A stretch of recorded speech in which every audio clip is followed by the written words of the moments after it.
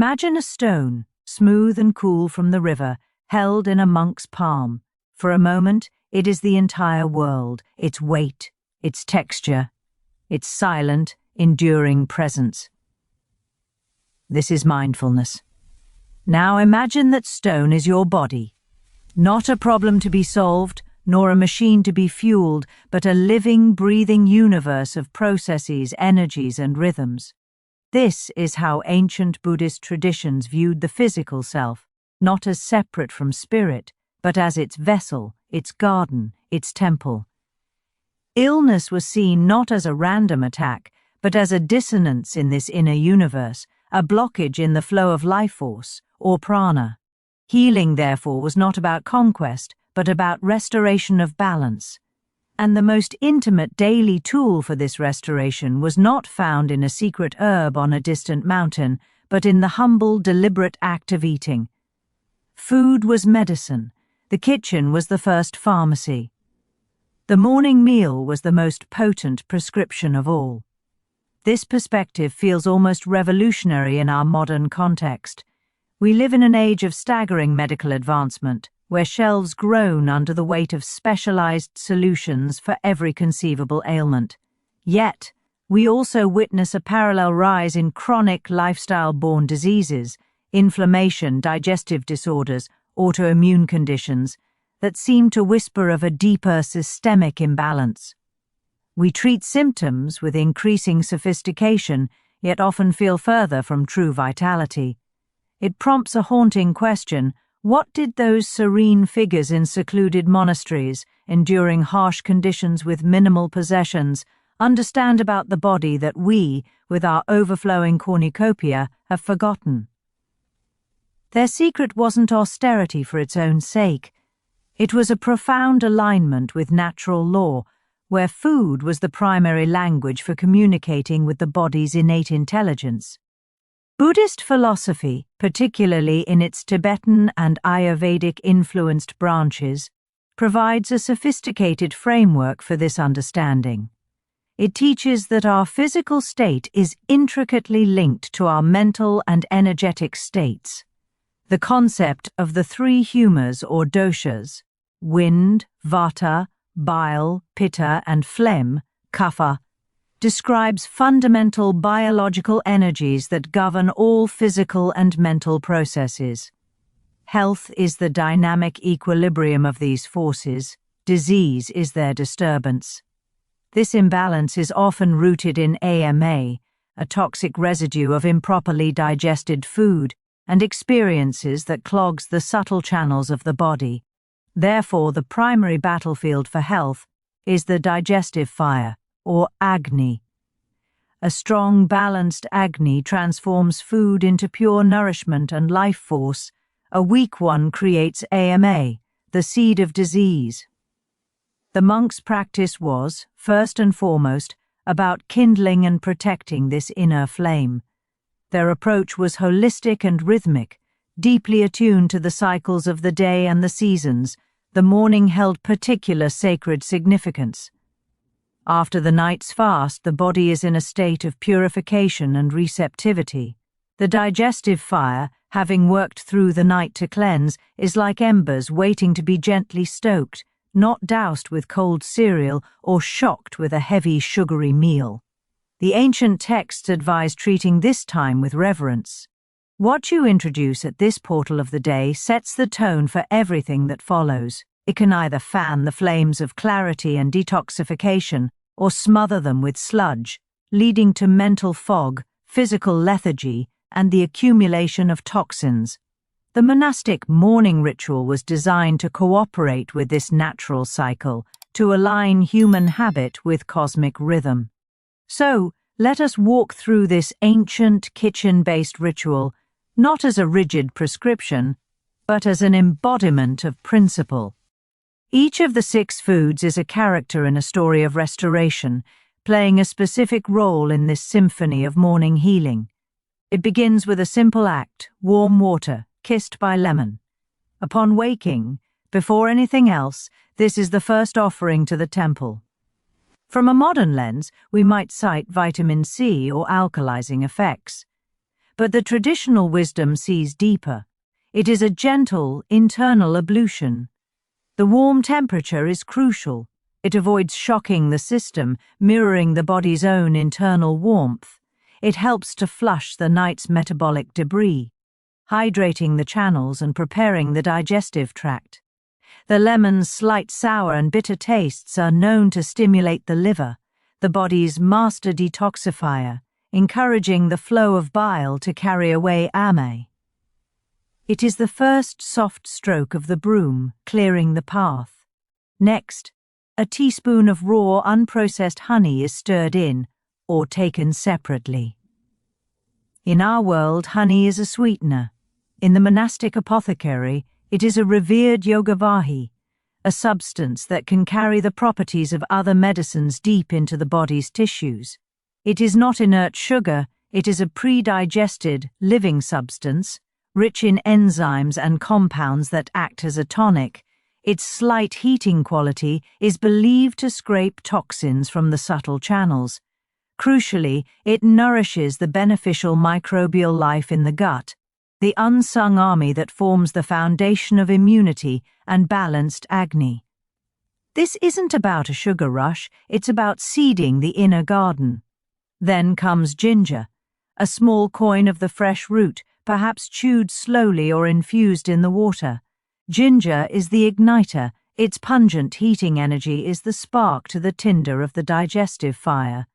In texts, it is celebrated for its ability to kindle agni without aggravating pitta, to move stagnation, to alleviate the heavy, damp qualities of kapha that dominate the early morning. It warms the body from the core outward, promoting circulation and peristalsis.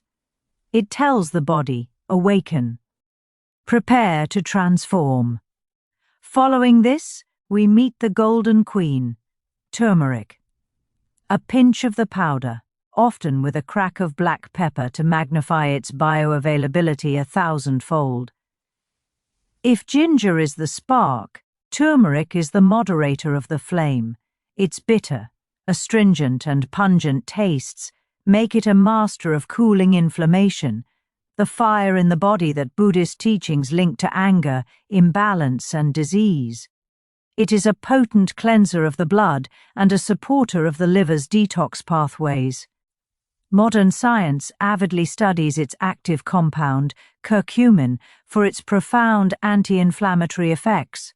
Tradition knew it as a balancer, a pacifier of the inner heat that, left unchecked, burns the tissues and leads to pain and chronic illness. After these liquid and potent starters, a solid, simple food, an apple, eaten raw, with its skin.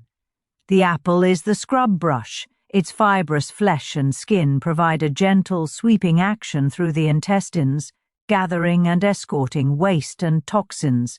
Its slight sweetness and astringency help to balance blood sugar, offering a steady release of energy without spiking the very fire we just kindled.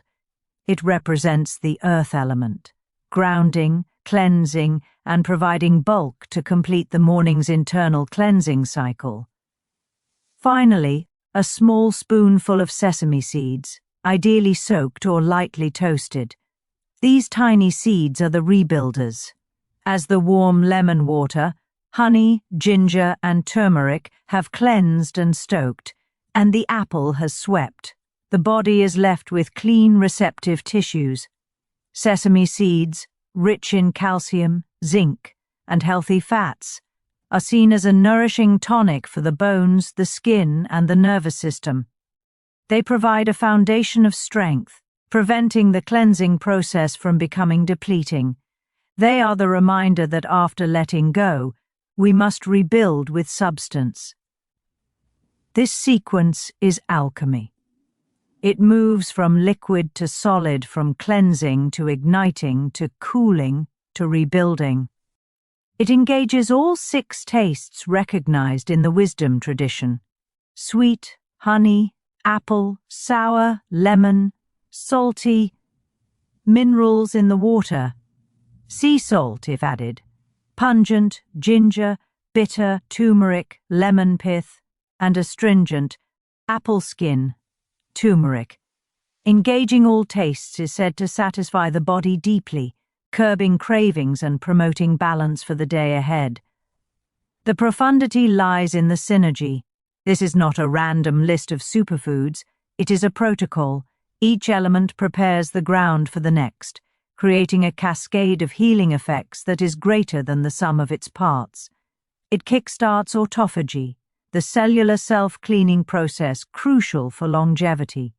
It regulates inflammation at its root. It resets the gut microbiome. It does so not by forcing the body into submission with a potent, isolated chemical, but by inviting it into its natural state of balance, using the language of whole, simple foods. This is the heart of the Buddhist approach to nourishment, mindfulness. It is not merely what the monks ate, but how they ate it. With gratitude for the sacrifice of the plant, with awareness of each bite, in silence or with sacred recitation. This practice transforms eating from a mechanical refueling into a medicinal and even spiritual ritual. It strengthens the connection between mind and body, allowing the nervous system to shift into the parasympathetic rest and digest state, which is essential for optimal digestion and assimilation. In this state, food truly becomes medicine. Without this presence, even the most perfect foods lose a dimension of their power. We stand now at a fascinating crossroads, where particle accelerators and ancient sutras seem to point in the same direction. Contemporary nutritional science is increasingly validating the mechanisms behind these time-honored practices. Research on intermittent fasting confirms the power of the morning cleansing window. Studies on polyphenols in turmeric and ginger detail their anti-inflammatory pathways. Probiotic research echoes the wisdom of raw, fermented foods for gut health. The ancient map is being redrawn with modern coordinates, but the territory, the human body and its quest for vitality, remains unchanged. To adopt this practice is not to reject modern medicine, but to build a more resilient foundation for it.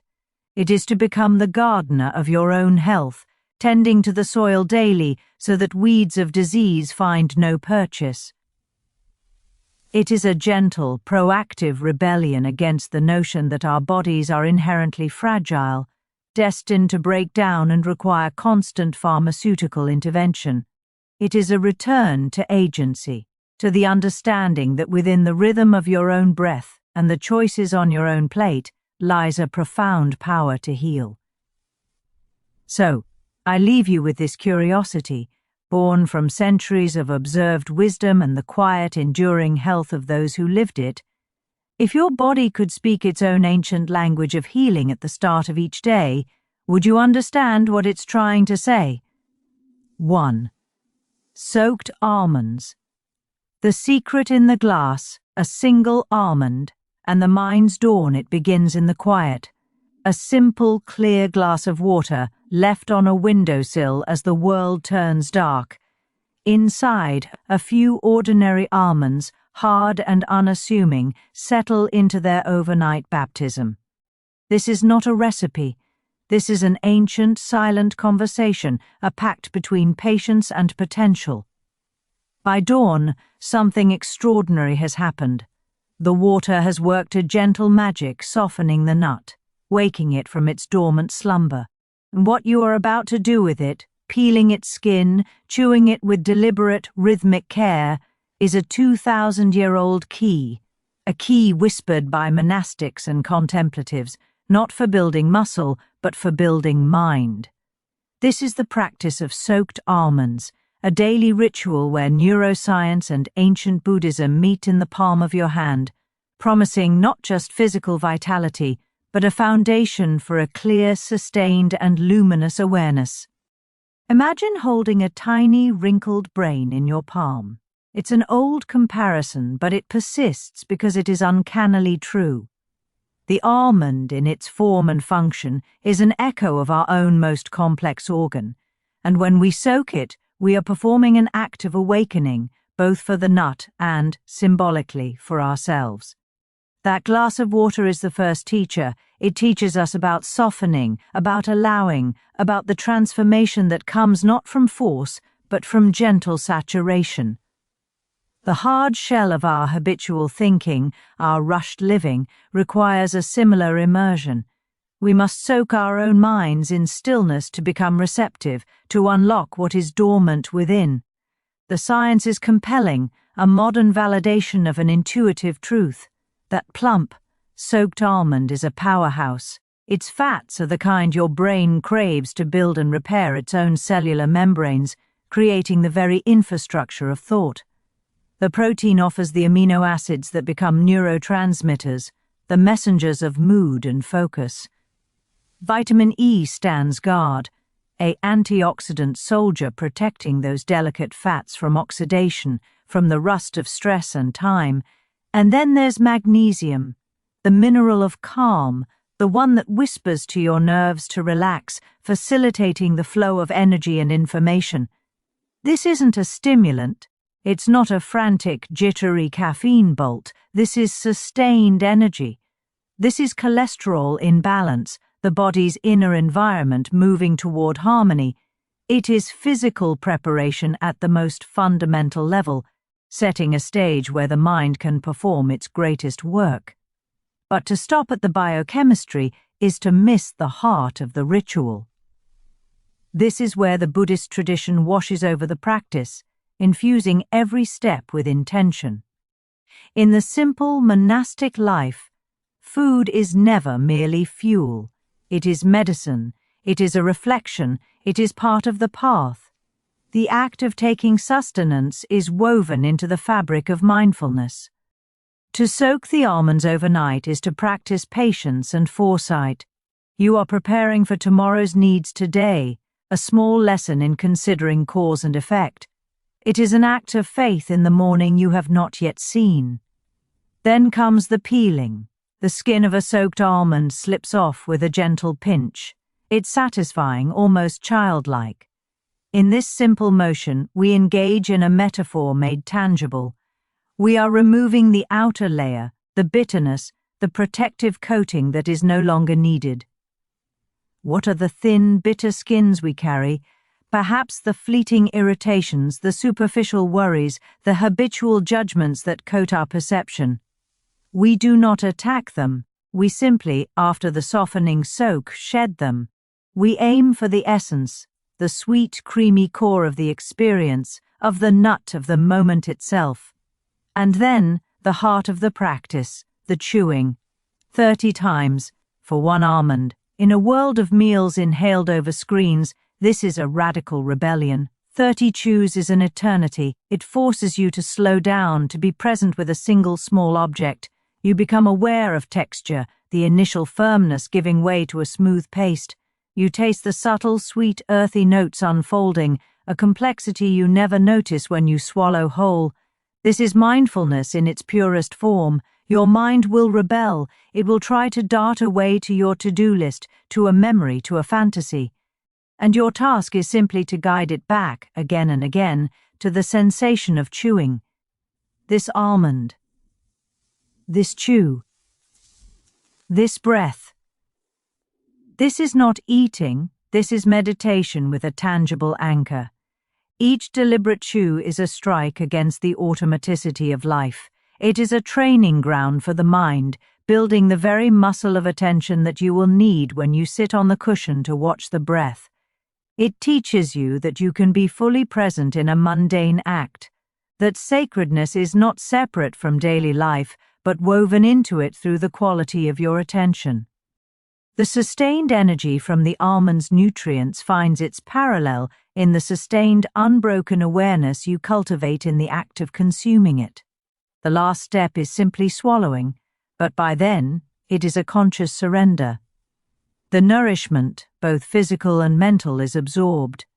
You have taken a simple nut and, through ritual, transformed it into an offering for both body and mind.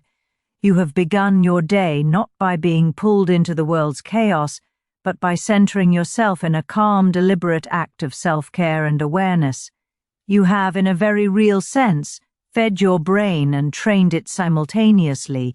You have aligned ancient wisdom with modern need, creating a pocket of peace that you carry within you. So, tomorrow morning, before you reach for a device, before the noise begins, try it. Stand with your glass of soaked almonds, feel the cool water, perform each step not as a chore, but as a curious exploration. Meet the resistance of your rushing mind with the gentle, persistent rhythm of 30 chews. Observe what happens. To your body, yes, but more importantly, to the quality of your morning, to the tenor of your thoughts. This ritual is an invitation to question how we fuel ourselves, how we pay attention, and how the smallest acts, performed with great intention, can reshape our days. It begs a simple, profound question that has lingered since the first monk decided to soak his almonds. What other extraordinary transformations might begin in your life with just a glass of water and a single deliberate act of patience? 2. Raw honey, the ancient golden elixir that monks kept secret for centuries. Close your eyes for a moment and imagine walking through a monastery at dawn. The air is cool, filled with the scent of incense and something else, something sweet, ancient, and alive. In a small wooden chamber, a monk in saffron robes carefully dips a wooden spoon into a clay pot. The substance inside catches the first light of morning, glowing like liquid amber, thick and viscous, moving slowly as if it contains the very essence of time itself. This isn't just food. This is medicine. This is energy.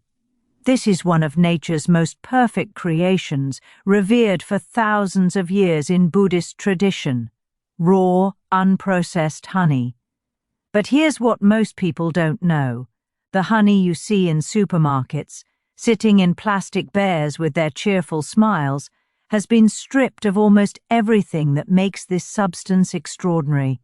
It's been heated, filtered and processed until it's little more than glorified sugar syrup. The real treasure, the kind that Buddhist practitioners have used for millennia as part of their daily spiritual and physical practice, is something entirely different. It's alive. It's teeming with enzymes. It's a complete ecosystem in a single golden drop. I've spent years studying the dietary practices embedded in Buddhist traditions, not from books alone, but from sitting with practitioners, from observing their morning rituals, from understanding why certain foods are consumed at specific times and in specific ways. And I can tell you this, the integration of raw honey into the morning routine isn't random. It's strategic, it's intentional. It's based on an understanding of the body that modern science is only now beginning to validate. The living substance, raw honey, is not a static food. When you hold a jar of truly raw, unheated honey, you're holding something that's biologically active. Inside that amber substance are hundreds of enzymes, proteins that catalyze chemical reactions in your body. There's diastase, which helps break down starches. There's invertase, which converts complex sugars into simpler forms your body can actually use. There's glucose oxidase, which produces hydrogen peroxide, giving honey its natural antibacterial properties. In Buddhist monasteries, particularly in traditions that emphasize mindful eating and the medicinal properties of food, raw honey has been viewed as a carrier of life force. It's not just about the sweetness. It's about what that sweetness contains. When a bee collects nectar from flowers, it's gathering more than sugar. It's gathering the essence of plants, the pollen, the phytonutrients, the volatile compounds that give flowers their aroma and their healing properties. The bee then transforms this nectar through enzymatic action in its own body, adding its own biological wisdom to the mixture.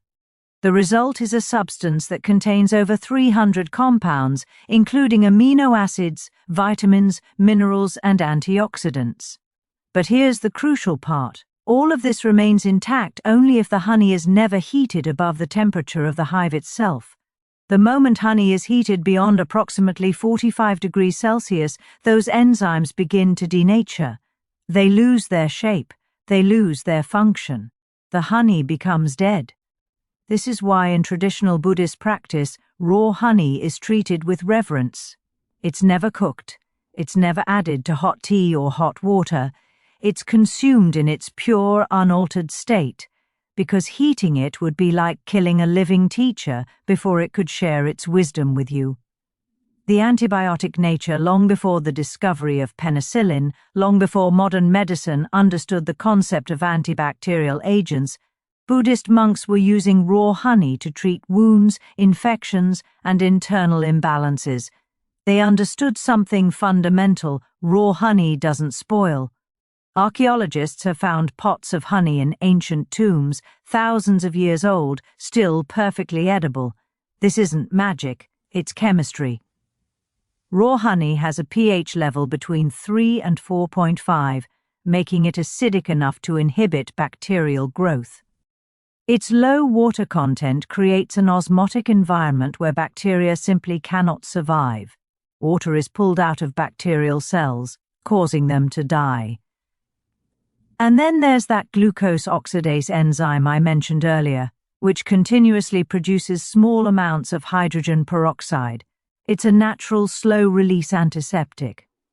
In the morning routine I'm sharing with you, consuming raw honey 10 to 15 minutes after lemon water serves multiple purposes. The lemon water has already begun the process of hydration and alkalization. It's awakened your digestive system. Now, the raw honey comes in as a protective agent. It coats the lining of your digestive tract with compounds that actively fight harmful bacteria while promoting beneficial ones. This isn't just traditional wisdom. It's been validated by modern research. Studies have shown that certain types of raw honey can inhibit the growth of bacteria like H. pylori, which causes stomach ulcers, and various strains of E. coli. The antibacterial compounds in honey are so effective that some hospitals now use medical-grade honey for wound treatment, particularly for burns and infections that resist conventional antibiotics. That doesn't betray you.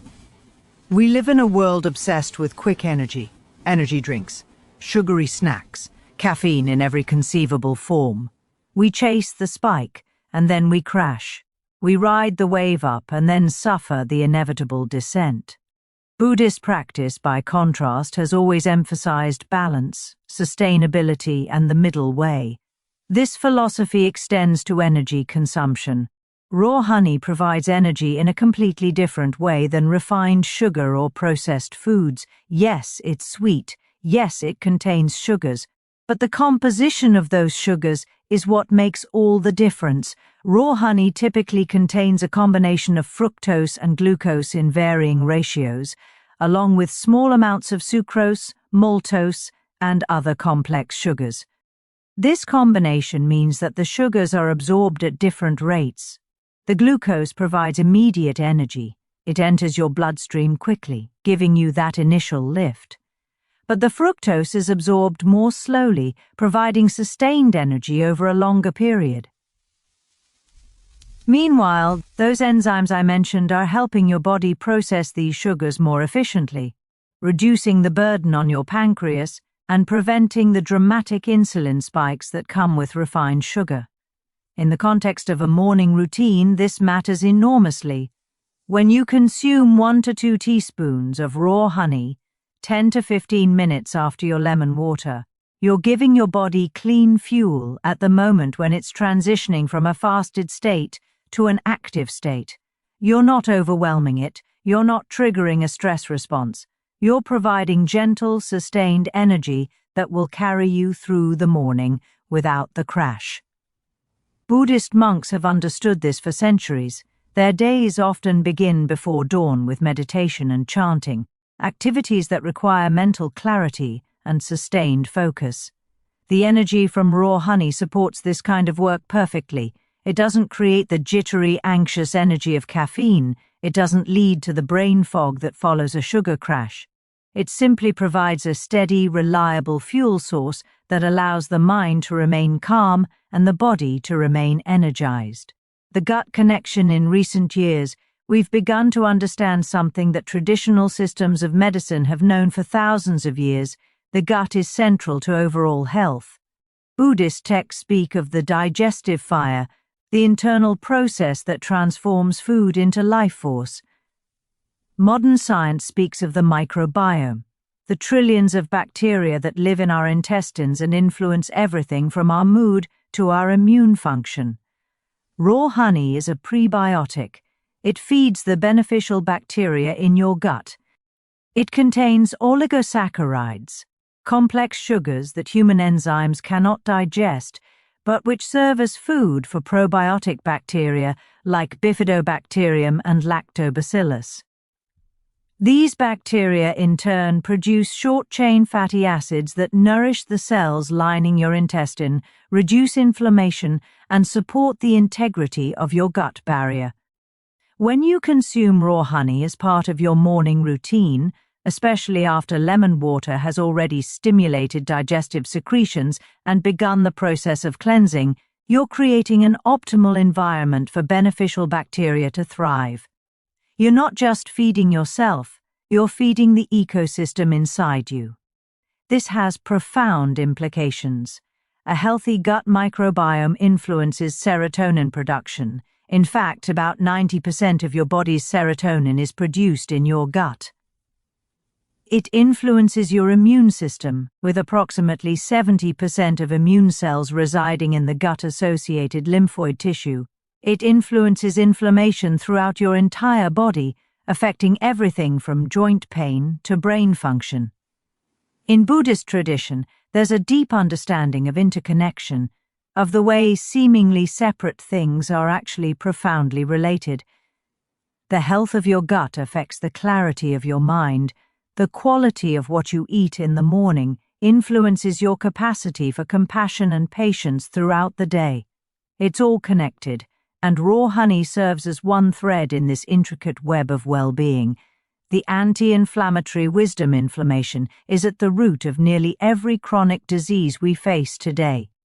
Heart disease, diabetes, arthritis, Alzheimer's, autoimmune conditions, all involve chronic low-grade inflammation. In Buddhist medicine, this might be understood as an internal fire that has become unbalanced, consuming the body's vitality rather than supporting it. Raw honey contains powerful anti-inflammatory compounds. Polyphenols like chrysin, pinosembrin, and pinobanxin act as antioxidants, neutralizing free radicals and reducing oxidative stress. Flavonoids modulate inflammatory pathways at the cellular level. Even the hydrogen peroxide produced by glucose oxidase has anti-inflammatory effects at low concentrations.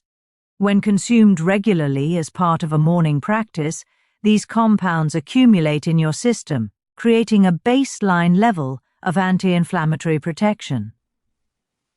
This is particularly important in our modern environment, where we're constantly exposed to inflammatory triggers, processed foods, environmental toxins, chronic stress, lack of sleep.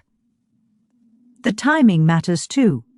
Consuming raw honey 10 to 15 minutes after lemon water means your digestive system is primed and ready. The lemon water has stimulated bile production and digestive enzymes. Your stomach acid is active. Your intestines are prepared to absorb nutrients. The compounds in raw honey can be efficiently absorbed and distributed throughout your body, reaching tissues where inflammation might be taking hold. I've observed practitioners who have maintained this simple routine for years. There's a vitality to them, a resilience that's difficult to quantify but impossible to miss. They don't seem to suffer from the constant minor ailments that plague so many people: the joint aches, the brain fog, the frequent colds, the digestive complaints. Their bodies seem to operate with a kind of ease, as if all the internal processes are working in harmony rather than fighting against each other. The ritual of mindfulness, but perhaps the most important aspect of incorporating raw honey into your morning routine, isn't biochemical, it's psychological and spiritual. In Buddhist practice, eating is not meant to be unconscious, rushed, or disconnected. It's meant to be a form of meditation, a moment of presence, an opportunity to recognize the interconnection between yourself and the natural world. When you take 1 to 2 teaspoons of raw honey, 10 to 15 minutes after your lemon water, you're not just following a protocol, you're engaging in a ritual, you're pausing, you're noticing, you're tasting something that was created through an extraordinary collaboration between flowers, bees, sun, rain, and soil. You're receiving energy that was first captured from sunlight by plants, then transformed by pollinators, then offered to you. This awareness changes the way the honey affects you. When you eat mindfully, your digestive system responds differently. Your parasympathetic nervous system activates, the rest and digest mode. Digestive secretions increase, nutrient absorption improves. The food literally nourishes you more effectively because you're present to receive it. I remember watching an elderly practitioner perform this morning ritual, the way she held the jar of honey, the way she carefully measured the amount, the way she placed it on her tongue and allowed it to dissolve slowly. It was like watching a tea ceremony. There was no rush. There was no sense of just getting it done. There was only attention, gratitude, and a deep respect for the substance she was consuming. This is what gets lost in our modern rush to optimize and hack our health. We want the benefits without the presence. We want the outcome without the process. But the truth that Buddhist tradition has always understood is that the process is inseparable from the outcome. How you do something is what you receive from it. The practical integration, so how does this actually work in practice? You wake, ideally before dawn, though I understand that's not possible for everyone in our modern world. You drink your warm lemon water, pure water with the juice of half a lemon, consumed slowly, allowing it to awaken your digestive system and begin the process of hydration and alkalization. Then you wait, 10 to 15 minutes, not 30, not 5, 10 to 15. This allows the lemon water to do its work, to move through your stomach and begin its cleansing effects without being immediately diluted or altered by what comes next. After this interval, you take 1 to 2 teaspoons of raw unheated honey. Not 3 teaspoons, not a tablespoon, 1 to 2 teaspoons. This is enough to provide the enzymatic benefits, the prebiotic effects, the sustained energy, and the anti-inflammatory compounds, without overwhelming your system with too much sugar, even natural sugar. You place the honey directly on your tongue and allow it to dissolve slowly. Don't mix it with anything, don't dilute it, let it coat your mouth and throat as it makes its way down. This allows the antimicrobial compounds to begin working immediately on the bacteria in your mouth and throat, and it ensures maximum absorption of the beneficial compounds as it moves through your digestive tract.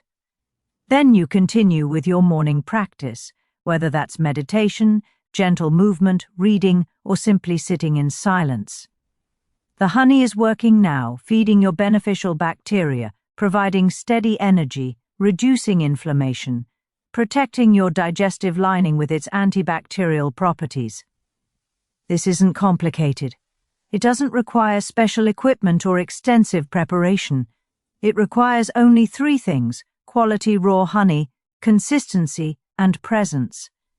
But those 3 things, maintained over time, can create profound shifts in how you feel, how you function, and how you experience your own vitality.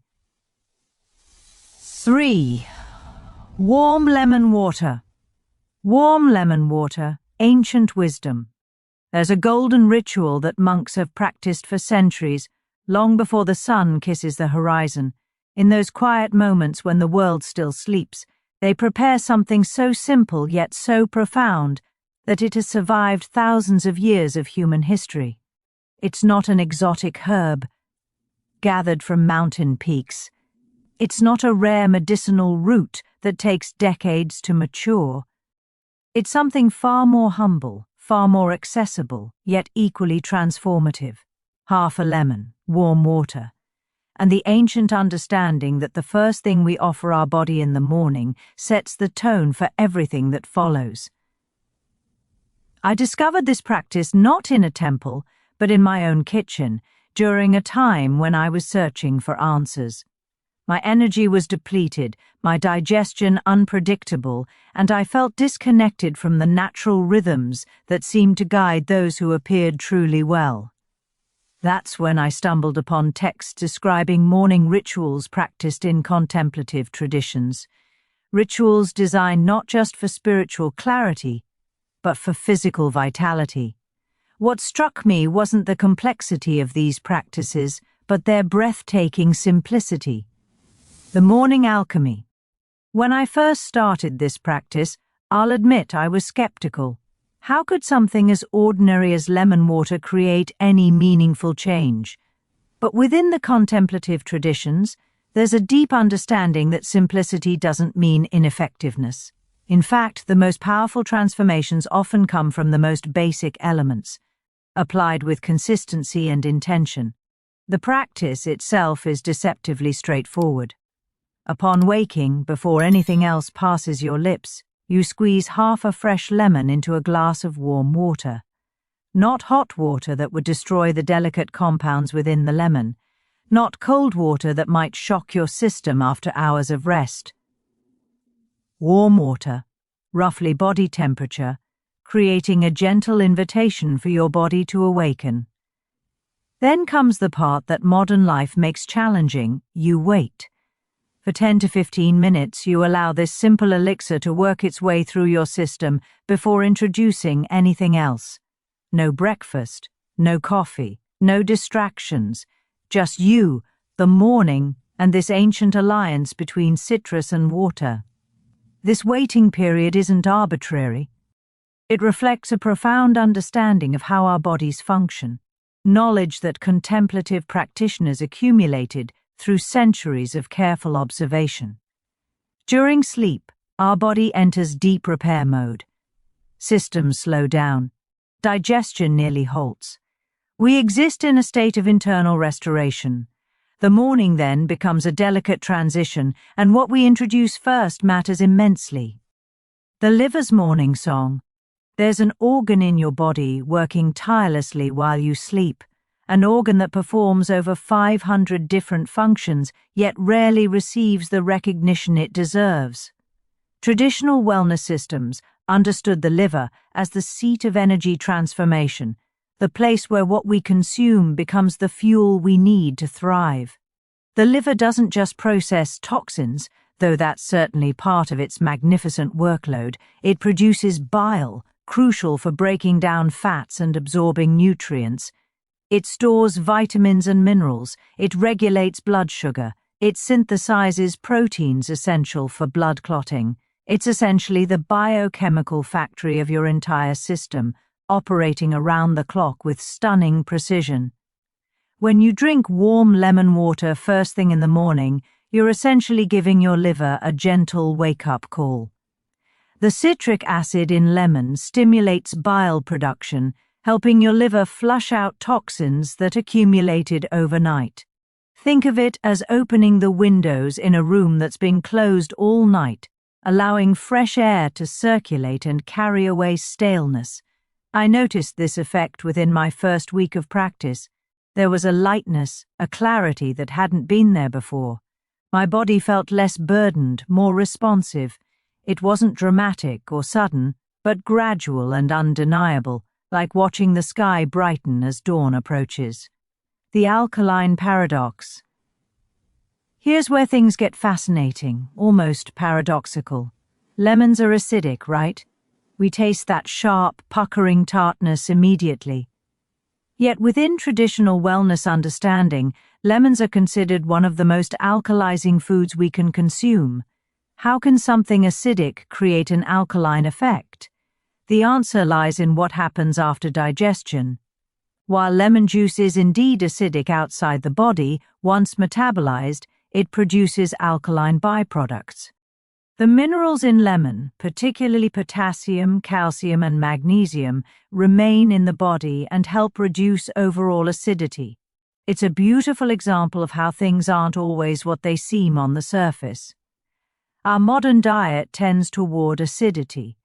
Processed foods, excess sugar, stress, even chronic dehydration, all contribute to an overly acidic internal environment. This isn't about the kind of acidity you'd measure with pH strips in your mouth. It's about the subtle biochemical balance within your cells and tissues.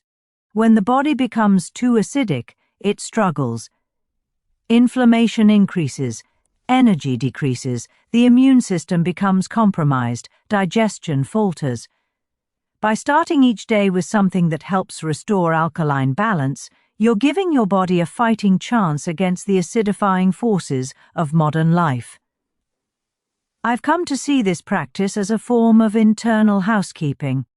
Just as we tidy our physical spaces to create order and peace, warm lemon water tidies our internal environment, creating the conditions for optimal function.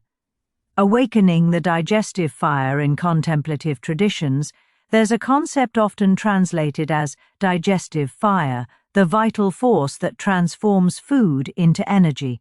When this fire burns brightly and steadily, we experience strong digestion, clear thinking, and robust vitality. When it weakens or becomes erratic, everything suffers.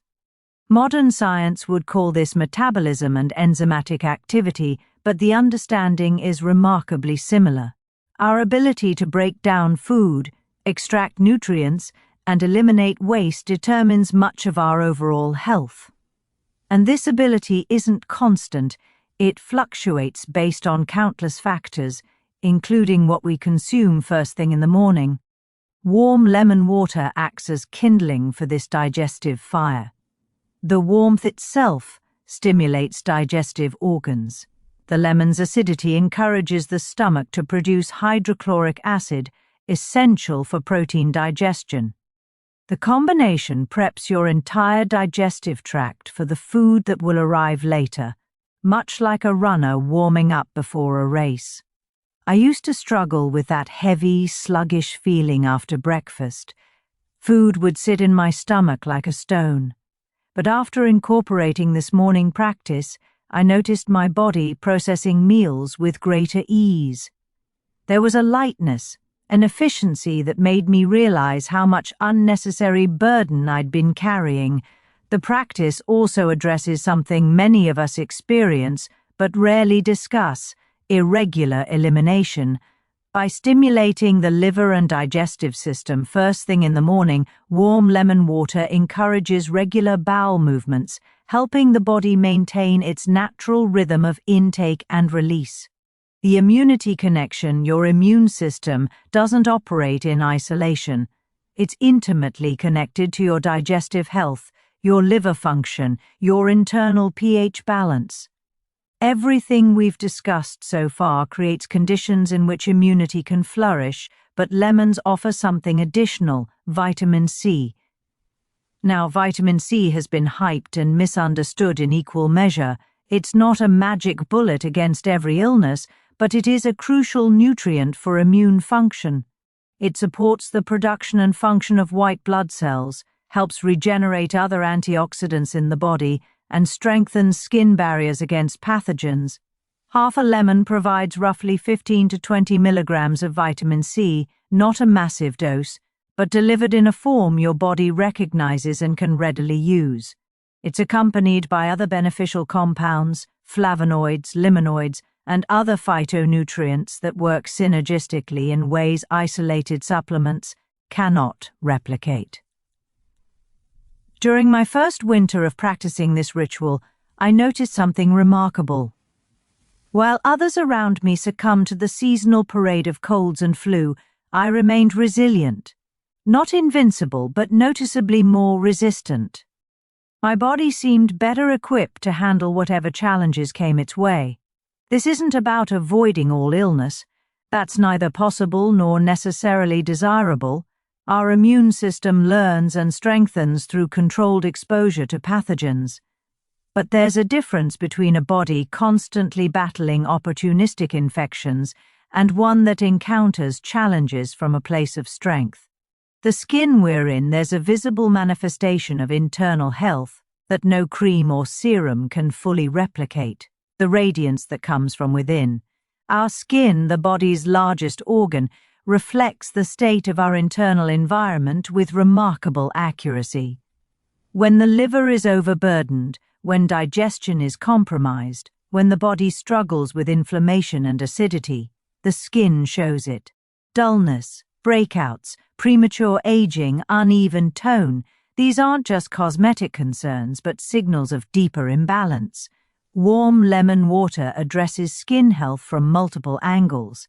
The detoxification support means fewer toxins trying to exit through the skin. The vitamin C aids collagen production, crucial for skin elasticity and repair. The hydration itself, often overlooked, plumps cells and improves circulation to skin tissues. I've watched my own skin transform over months of this practice, not overnight, not dramatically, but gradually, like a photograph slowly developing. There's a clarity now, a subtle glow that no amount of topical products ever achieved. Friends started asking what I was using, and I'd smile, knowing the answer was simpler than they expected. The beauty industry profits from our belief that external applications alone can create lasting change. But those who understand skin deeply know that true radiance begins inside, with the quality of what we consume, how we support our organs of elimination, and how we maintain internal balance.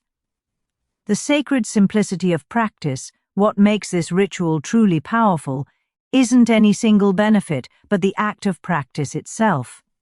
Every morning, regardless of circumstances, you're making a choice to prioritize your well-being.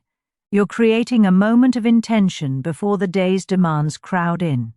In contemplative traditions, such rituals serve multiple purposes. Yes, they support physical health, but they also train the mind in consistency, in following through, in honoring commitments to ourselves even when no one is watching. The warm lemon water becomes an anchor, a touchstone that connects you to something larger than the immediate moment. It links you to centuries of practitioners who understood that caring for the body is inseparable from caring for the mind and spirit. I've found that this simple morning act creates a ripple effect throughout my day. When I honor my body's needs first thing, I'm more likely to make nourishing choices later. When I skip it, rushing into emails and obligations, I notice how quickly I disconnect from the wisdom I've cultivated. The details that matter let me address the practical aspects because while the philosophy is beautiful, the implementation determines results. The water should be warm enough that you can comfortably drink it, but not so hot that it destroys the vitamin C and enzymes in the lemon. Roughly the temperature of tea that's cooled slightly. Use fresh lemons, not bottled juice. Those convenient bottles have been processed, often pasteurized, and sit on shelves losing potency. A fresh lemon, cut open, releases enzymes and oils that no bottle can preserve. Organic is preferable, since you're consuming part of the peel's essence in the process. Half a lemon is the traditional measure, but listen to your body. Some may find a quarter lemon sufficient initially, especially those with sensitive stomachs. Others may work up to a full lemon. The goal isn't to create discomfort, but to support your system gently. The timing matters crucially. Upon waking means truly first thing. Not after checking your phone, not after your shower, not while making breakfast. The empty stomach allows the lemon water to work without competing with other substances. And that 10 to 15-minute wait before eating gives your body time to absorb and respond. Some mornings you won't want to do it. You'll be rushed or tired or simply resistant. Do it anyway. The practices we maintain when we don't feel like it are often the ones that serve us most deeply. Integration into modern life, one might wonder how an ancient practice fits into our contemporary existence. We're busier than ever, juggling responsibilities our ancestors couldn't have imagined. How does something that requires slowing down find space in lives defined by acceleration? The answer is that we need it precisely because life moves so fast. This ritual creates a moment of pause, a brief sanctuary before entering the day's rush. It doesn't require elaborate preparation or significant time investment. 5 minutes perhaps from start to finish. I prepare my lemon water while the kettle boils for my morning tea. I drink it while stretching, or simply sitting, watching light change as morning fully arrives. Some days I use this time for meditation or journaling. Other days I simply breathe and allow myself to be present. The practice has taught me that self-care doesn't require hours of time or expensive products or elaborate routines. Sometimes it's as simple as offering your body something clean and supportive, then allowing space for that offering to work. In a culture that constantly sells us complexity, that insists wellness requires supplements and superfoods and specialized equipment, there's something radical about finding profound benefit in warm water and lemon. It challenges the narrative that health is complicated and expensive, suggesting instead that it might be accessible and simple. The question of commitment, any practice lives or dies by consistency. You might try warm lemon water for a day, a week, even a month, and notice some benefits. But the true transformation comes from sustained engagement, from allowing cumulative effects to build over time. This requires honest assessment of your willingness to commit, not just the initial enthusiasm we all feel when discovering something new, but the steady dedication that persists when novelty fades. Can you do this not just when you remember, but as a non-negotiable part of your morning? I won't claim I've never missed a day. Travel sometimes disrupts routine. Illness occasionally keeps me in bed. But these exceptions prove the rule. When I return to the practice, I feel myself coming home to something essential, something my body now expects and depends upon. The contemplative traditions understood that transformation isn't about perfection, but about persistent return. We stumble, we forget, we resist, and then we begin again. Each morning offers a fresh start, another opportunity to honor our commitment to wellness. This isn't about guilt or rigid self-discipline. It's about love, really, the kind of love that manifests as consistent care, as showing up for yourself day after day, regardless of immediate results or external validation. Beyond the physical, while we focused primarily on physical benefits, there's something else happening when you practice this ritual with presence and intention. You're cultivating a relationship with your body, learning to listen, to respond, to support, rather than ignore or override. Modern life trains us to disconnect from bodily wisdom. We eat when convenient rather than hungry. We push through fatigue instead of resting. We medicate symptoms without addressing root causes. We treat our bodies as machines to be driven, rather than ecosystems to be tended. This simple morning practice creates a different possibility. It asks, what does my body need? How can I support my deepest wellness? What small acts of care might ripple outward into larger transformation? I've discovered that when I honor my body's needs in this small way, I'm more likely to hear other signals it sends. I notice when I'm truly hungry versus eating from habit. I recognize stress accumulating before it becomes overwhelming. I sense imbalance before it manifests as illness. The warm lemon water becomes a daily conversation with my body, a checking in that says, I'm listening, I'm here, I care about you, now I'm curious. Have you ever noticed how your body feels different when you drink water first thing in the morning versus starting your day with coffee or food? And if you tried adding lemon to that morning water, what changes do you think you might experience? 4. Turmeric golden milk. There's a secret that's been kept warm in monastery kitchens for over 2,000 years, and tonight I'm going to show you exactly how to unlock it in your own home. But here's what nobody tells you. If you make this the way most people do, you're wasting 95% of its power. Stay with me, because the difference between a pretty golden drink and actual medicine comes down to two ingredients that most people completely forget. I stumbled into this practice accidentally.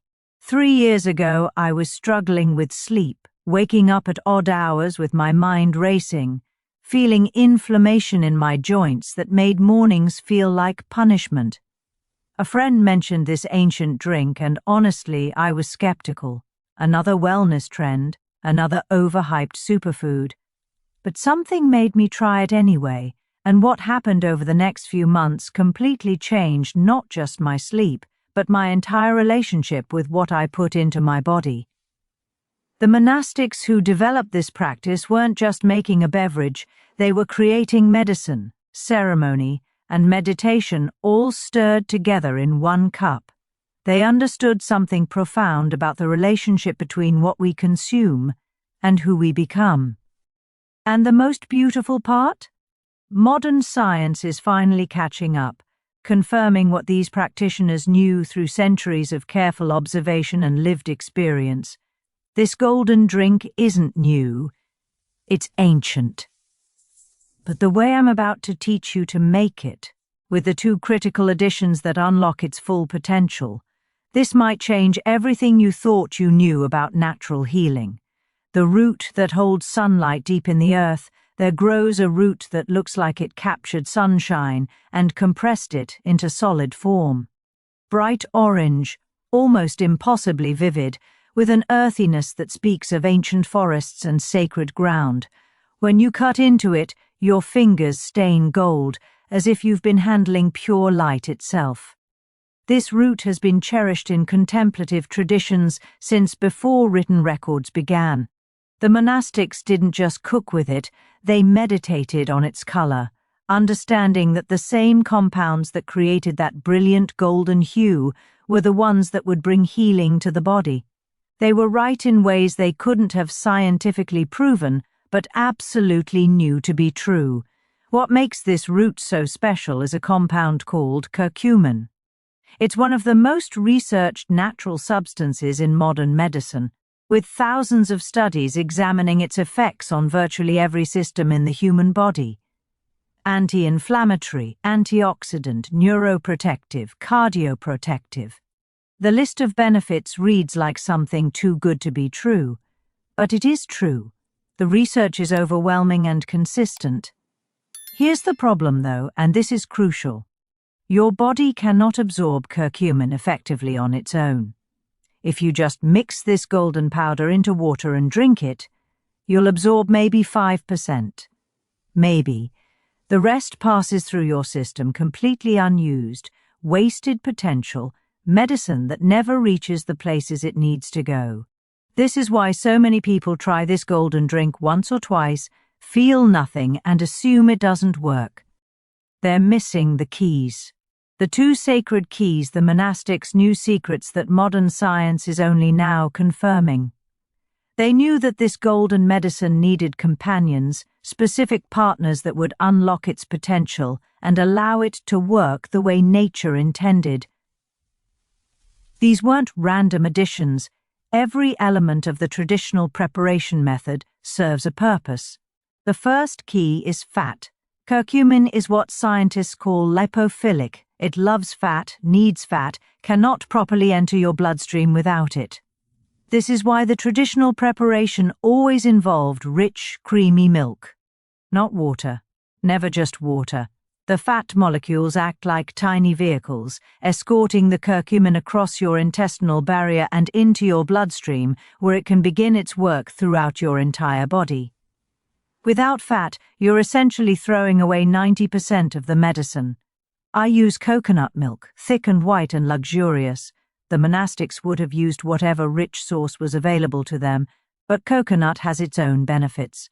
Medium-chain fatty acids that support brain health, antimicrobial properties. a smooth richness that makes the drink feel like a hug from the inside. When you add the golden powder to warm coconut milk and stir, watching white transform into liquid gold, you're not just making a pretty drink, you're creating a delivery system that's been refined over thousands of years. But fat alone isn't enough. This is where the second key comes in, and this one is even more remarkable. There's a simple black spice, tiny spheres that have been valued as much as gold in some eras of history. This spice contains something called piperine, and when you combine it with curcumin, something almost magical happens. The bioavailability doesn't just improve slightly, it increases by 2,000%. Let me repeat that, 2,000% increase in absorption. 1/4 teaspoon, that's all it takes. Black pepper, freshly ground if you can manage it, stirred into the golden milk along with the root powder. This tiny addition means the difference between consuming a pleasant-tasting drink and actually absorbing medicine that will work throughout your body, crossing the blood-brain barrier, protecting your heart, quieting inflammation in every tissue and organ. When I learned this, I went back and looked at every traditional recipe I could find. There it was, in every single authentic preparation, the golden root and the black pepper, always together, always in carefully measured amounts. The monastics didn't understand the biochemistry of piperine and curcumin interaction, but they absolutely understood that this combination worked in ways that neither ingredient could achieve alone.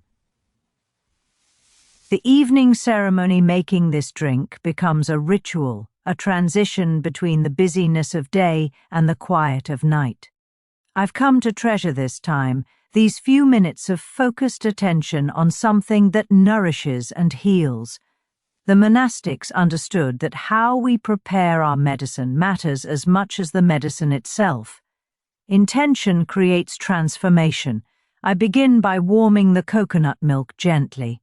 Not hot. You want it warm enough to be comforting, but not so hot that it destroys the delicate compounds you're trying to preserve. The monastics would have heated it over gentle flames, stirring mindfully, using the preparation time as meditation. I use a small pot, keep the heat low, and watch as the milk begins to steam ever so slightly. Then comes the golden powder. 1 teaspoon, measured carefully. I add it to the warm milk and watch the transformation begin. White spirals into gold, clouds of color spreading and deepening until the entire cup glows like captured sunset. This visual transformation reflects molecular changes happening at a level I can't see but absolutely can feel. The milk becomes medicine. Finally, the crucial addition, 1/4 teaspoon of freshly ground black pepper. It seems like such a small amount, almost inconsequential. But this is where science and ancient wisdom merge into something genuinely powerful. As I stir it in, I'm activating absorption pathways. I'm ensuring that the medicine I'm preparing will actually reach the places in my body that need it most. I stir slowly, watching the colors swirl and blend. There's no rush. This is practice, not task. The monastics would have brought full presence to this simple act of preparation, understanding that the medicine enters not just through the mouth but through attention, through intention, through the care we bring to even small actions.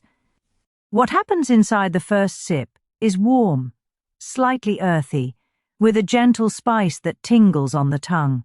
It's not sweet. I don't add sweeteners because the tradition didn't include them, and I've learned to love the natural taste.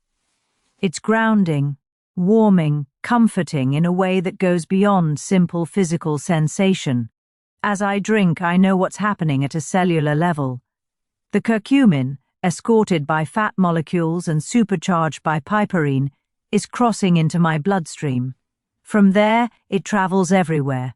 Some crosses the blood-brain barrier, one of the few natural compounds that can make this journey, and begins its protective work in my brain.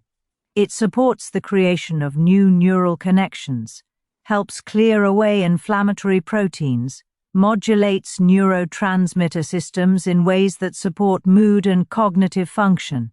In my heart and blood vessels, the antioxidants go to work protecting delicate endothelial cells from oxidative damage.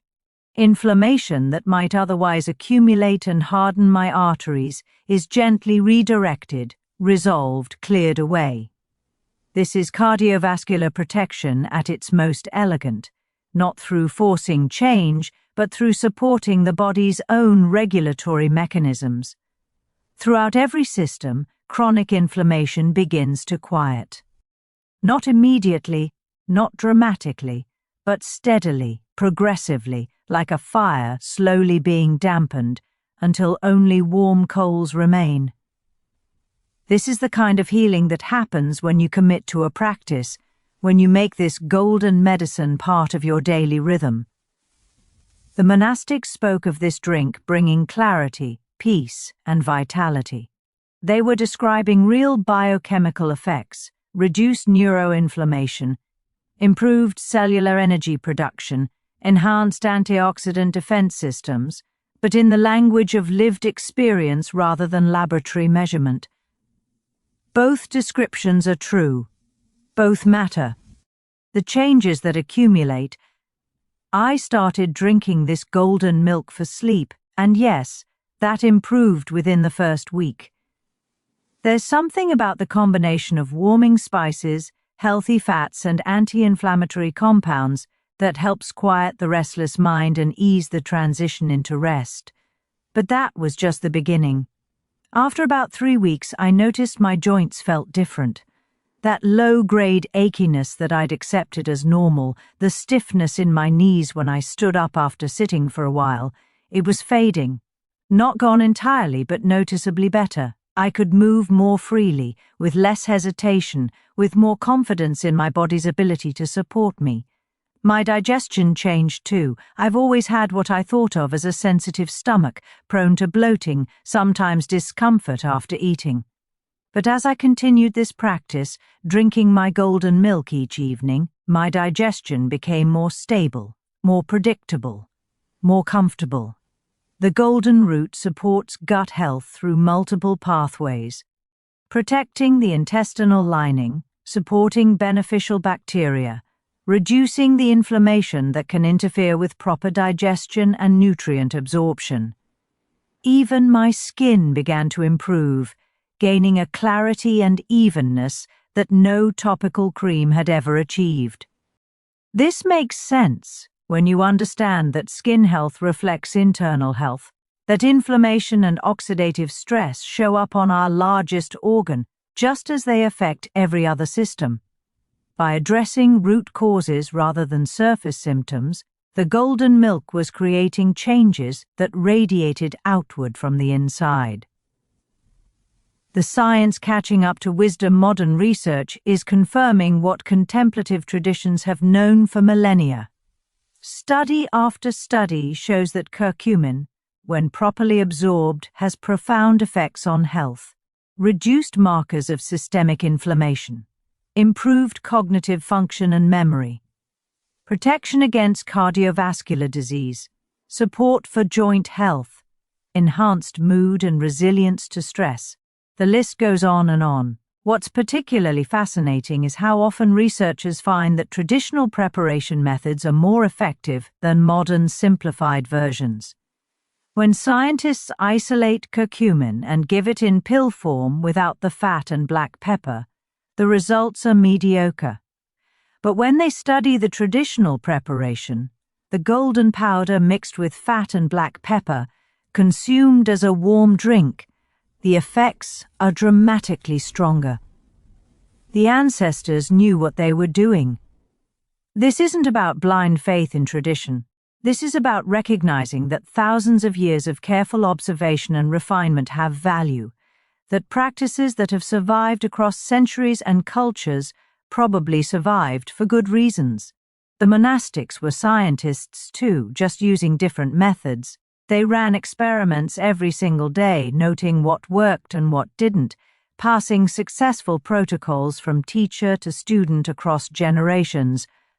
Why this works when so much else doesn't? I've tried countless supplements, superfoods, wellness trends that promised transformation and delivered disappointment. What makes this different? Why has this golden milk become the one practice I've maintained consistently for 3 years, while everything else eventually fell away? Partly, it's the ritual itself. The evening preparation has become a boundary marker, a transition that helps me release the day and prepare for rest.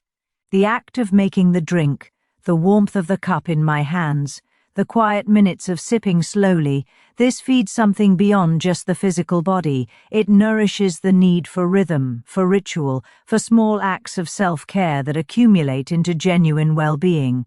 But it's also results.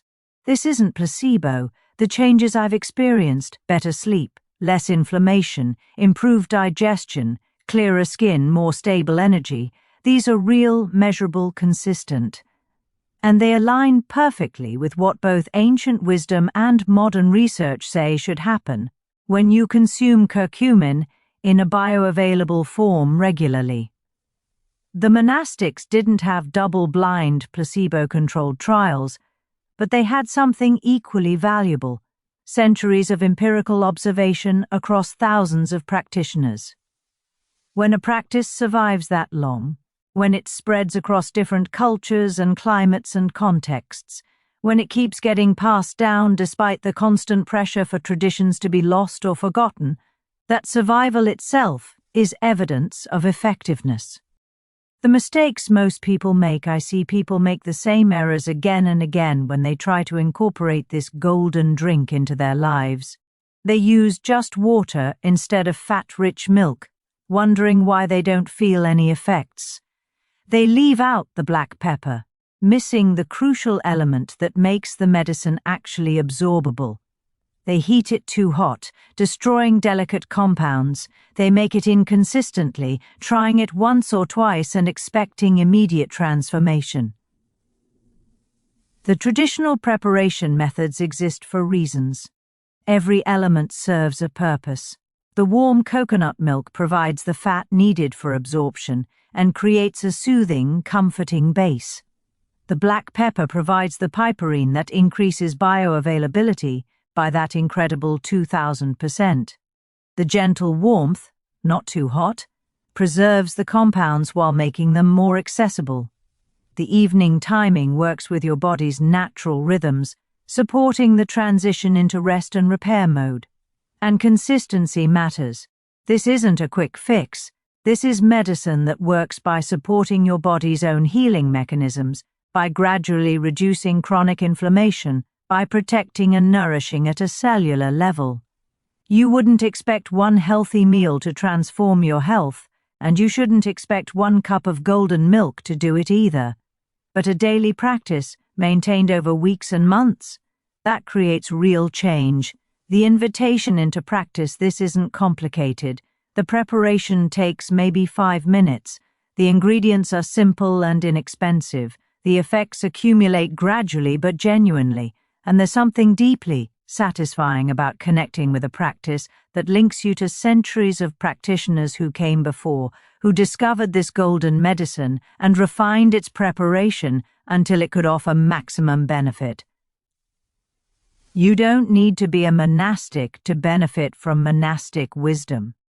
You don't need to adopt an entire spiritual tradition to appreciate that some practices have survived because they work, because they offer genuine value, because they address real human needs in effective ways. All you need is warm coconut milk, golden powder from that sunlight-colored root, a small amount of black pepper, and a few minutes of unhurried attention. The rest happens naturally, gradually, as the medicine works its way into your cells and systems, supporting the healing that your body wants to do anyway if we just give it the right tools. I'm not saying this golden milk will cure everything. I'm not promising miracles. What I am saying is that for me, this simple practice has created changes that compound prescriptions and expensive supplements never achieved. Better sleep, less pain, clearer thinking, more stable digestion, a sense of being more at home in my own body. These are gifts I receive every evening when I prepare and drink my golden milk, and they're gifts that the monastic tradition offers to anyone willing to engage with this practice sincerely. The ancient practitioners who developed this understood something we're in danger of forgetting, that healing isn't always complicated, that powerful medicine sometimes comes in simple forms, that the same practices that nourished practitioners thousands of years ago can still nourish us today if we're willing to learn from wisdom that has stood the test of time. So here's my question for you, and I genuinely want to know, what's the one health struggle you've been dealing with for so long that you've almost accepted it as just part of life? Drop it in the comments, because I'm curious whether this golden practice might address exactly what you've been searching for. 5. Ginger, the fire root that monks use to ignite inner warmth. There's a moment every morning when I hold a knobby tan root in my palm that looks almost prehistoric, like something dug from earth that remembers dinosaurs. The first time I sliced into it, the scent hit me like a revelation, sharp, clean, awakening every sense I didn't know was asleep. I wasn't prepared for what this unassuming root would teach me about the body's inner fire, about traditions that understand healing as an art of balance rather than a war against symptoms. What started as a simple attempt to fix my sluggish digestion became a gateway into an ancient practice that monks have used for millennia to maintain the delicate equilibrium between warmth and cool, movement and stillness, fire and water within the human body. This root has been called many things across contemplative traditions: the universal medicine, the great cleanser, the opener of pathways. But what matters isn't the poetry. What matters is that this practice works. Not in the way modern medicine works, with its isolated compounds and targeted interventions, but in the way traditional wisdom works, holistically, gently, persistently, addressing root causes rather than surface symptoms. And the monastics discovered something crucial that most people still don't understand: timing and preparation matter just as much as the plant itself. I'm about to share with you a practice so simple that you'll wonder why no one told you about it sooner, yet so profound in its effects that it might fundamentally change how you think about what your body needs each day.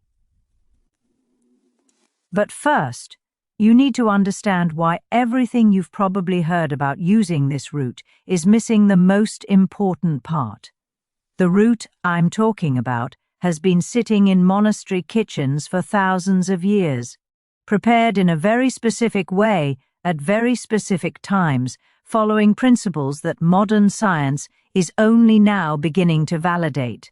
The monastics called it the digestive fire kindler, and they understood something essential about human physiology that our quick-fix culture has completely forgotten.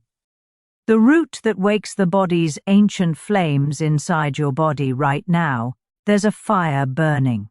Not metaphorically, physiologically, biochemically, measurably. This fire isn't destructive, it's essential.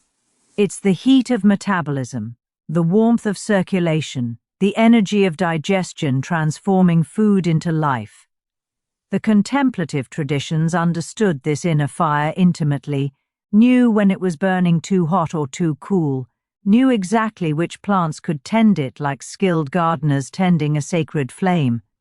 This particular root, with its fibrous flesh and pungent aroma, has an almost magical ability to stoke this inner fire without overwhelming it. When you slice into fresh root, you're releasing compounds called gingerols and shogols, words the monastics never knew, but effects they understood perfectly. These compounds don't just add flavor. They fundamentally alter your body's internal environment. warming, stimulating, activating systems that may have been running cold and slow for years. The first time I prepared this properly, not the rush teabag version, not the powdered supplement, but the actual practice as it's been done for centuries, I felt it. Within minutes, a gentle warmth began spreading from my center outward, like sunrise moving across a landscape. My hands, usually cold in the mornings, began to tingle with increased circulation. My abdomen, often tight and uncomfortable before breakfast, relaxed and softened. This wasn't placebo. This was chemistry, biology. The body responding to compounds it evolved alongside for millions of years. What the monastics called digestive fire, modern science calls metabolic rate, enzymatic activity, gastric motility. Different words for the same truth. There's a warmth in the belly that determines how efficiently you transform food into energy, how quickly waste moves through and out, how well nutrients cross from your intestines into your bloodstream.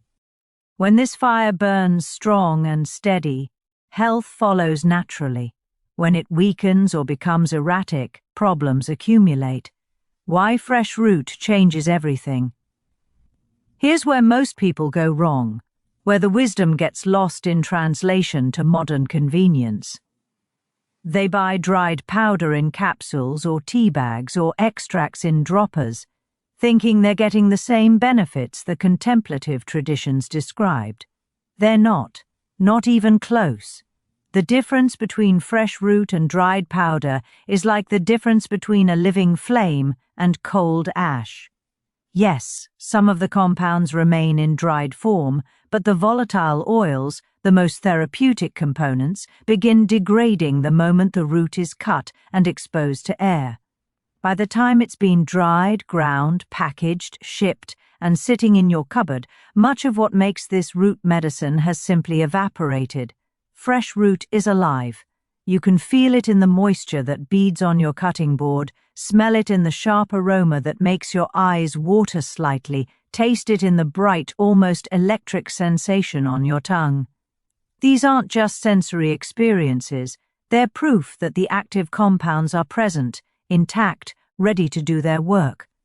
The traditional preparation methods always specify fresh root for this exact reason.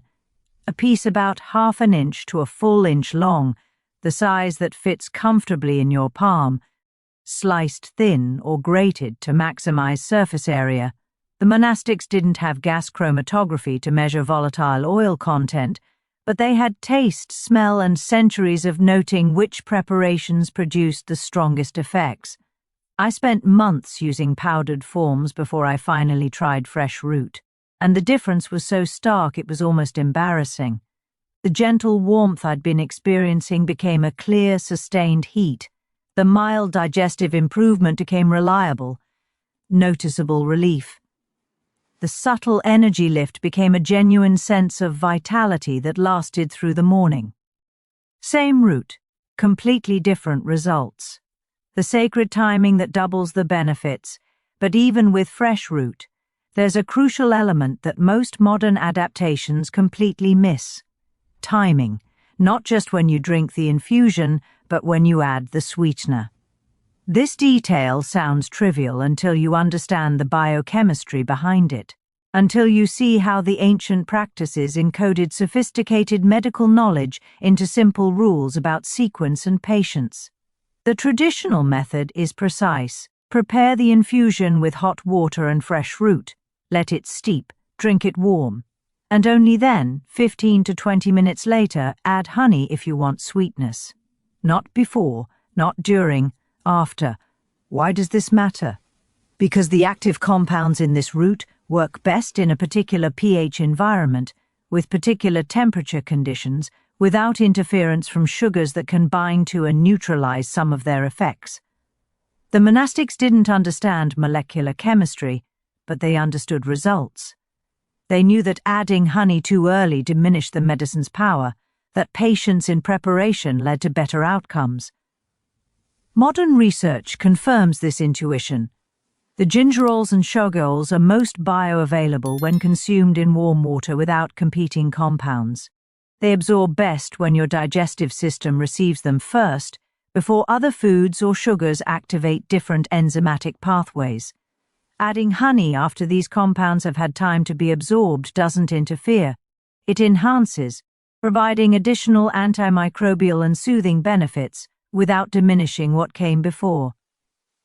This is the sophistication of traditional medicine that we lose when we simplify everything for convenience. The timing isn't superstition. It's applied chemistry developed through empirical observation over countless generations. What happens in those first 20 minutes, the experience of drinking a proper infusion, is instructive in itself. You can feel the medicine working in real time, can track its effects as they spread through your system like warmth from a hearth spreading through a cold room. First comes the taste, sharp, almost spicy, with that characteristic bite that makes your mouth come alive. This isn't just flavor, it's your taste receptors responding to bioactive compounds, sending signals to your brain that cascade into systemic changes. Your salivary glands activate, your stomach prepares for digestion, your intestines begin to wake up and organize their contractions. Within 5 minutes, you feel warmth beginning in your core. This is increased circulation, blood vessels dilating slightly, fresh oxygen-rich blood flowing to digestive organs that may have been running sluggish and cold. The monastics understood that good digestion requires good blood flow, that stagnation in the belly leads to stagnation throughout the body. This route moves blood, gently but unmistakably. By 10 minutes, if you're paying attention, you might notice your breathing has changed. Slightly deeper, slightly easier. This route has traditionally been used for respiratory support, helping to clear mucus and open airways. The compounds don't just work locally where you drink them, they enter your bloodstream and travel everywhere, providing benefits far beyond the digestive tract. At 15 minutes, your intestines are active. You might hear gentle gurgling, feel movement, sense your body organizing the work of elimination. This isn't the harsh cramping of laxatives forcing unnatural contractions. This is your natural peristalsis being supported, encouraged, reminded how to function optimally. By 20 minutes, the primary absorption is complete. The active compounds have crossed your intestinal barrier and are circulating through your body, ready to do their anti-inflammatory, pain-relieving, immune-supporting work. Now and only now is the time for honey if you want it, a reward for patience, an additional layer of medicine that complements rather than competes. The digestive fire that most people have let die. I need to tell you something that might sound extreme, but I've come to believe is true. Most people in modern life are walking around with barely a flicker, where there should be a strong, steady fire in their bellies. Our digestive systems have become sluggish, inefficient, struggling to process even simple foods. We accept bloating, gas, irregular bowel movements, low energy after meals as normal. They're not normal. They're signs of fire that's been neglected, dampened, nearly extinguished. The contemplative traditions understood that this digestive fire is foundational to all health. They called it by different names, but the concept was universal. There's a transformative heat in the gut that determines your vitality, your immunity, your mental clarity, everything. When it burns strong, you thrive. When it weakens, you struggle. Modern life systematically weakens this fire. We eat cold foods, drink iced beverages, consume processed foods that require minimal digestive effort, take antacids that suppress stomach acid, live in climate-controlled environments that never challenge our internal temperature regulation. Our digestive fire, like any fire, needs to be used to stay strong. Without regular challenge, it atrophies. This route is one of the most reliable ways to rekindle that fire, not violently, not all at once, but steadily, progressively, with daily practice. The warmth it provides isn't just temporary heat, it's a reminder to your body of how it's supposed to function, a training session for digestive organs that have forgotten their strength. Beyond digestion, The unexpected gifts. What surprised me most wasn't the digestive improvement, though that alone would have been worth the practice. What surprised me was everything else, the cascade of benefits that followed from this one simple intervention. Pain I'd been carrying in my joints, dull aches I'd accepted as inevitable, began to fade. This root is one of nature's most effective anti-inflammatory agents, working through multiple pathways to reduce the chemical signals that create pain and swelling. The monastics used it specifically for this purpose, often combining it with other herbs, but always including this root as the foundation. Modern research shows it can be as effective as pharmaceutical pain relievers for certain types of chronic pain, without the side effects. My circulation improved dramatically. My hands and feet, chronically cold, began staying warm even in cool environments. This isn't just comfort, it's a sign of improved cardiovascular function, of blood vessels that are flexible and responsive rather than constricted and rigid. The compounds in this root help relax smooth muscle in blood vessel walls, improving flow and reducing the workload on your heart. Nausea, which I'd experienced occasionally with certain foods or during travel, essentially vanished. This is perhaps the most well-researched benefit of this root, validated by numerous clinical trials. It works through multiple mechanisms, calming the stomach, regulating the signals between gut and brain, reducing inflammation in the digestive tract. Pregnant people have used it for morning sickness for thousands of years. Sailors used it for seasickness long before we understood its pharmacology. Even my immunity seemed to strengthen. I went through an entire winter without the usual cycle of colds and minor illnesses that used to be inevitable. This root supports immune function through several pathways: direct antimicrobial activity against certain bacteria and viruses, support for the immune cells that line the gut, reduction of inflammatory noise that can interfere with appropriate immune responses.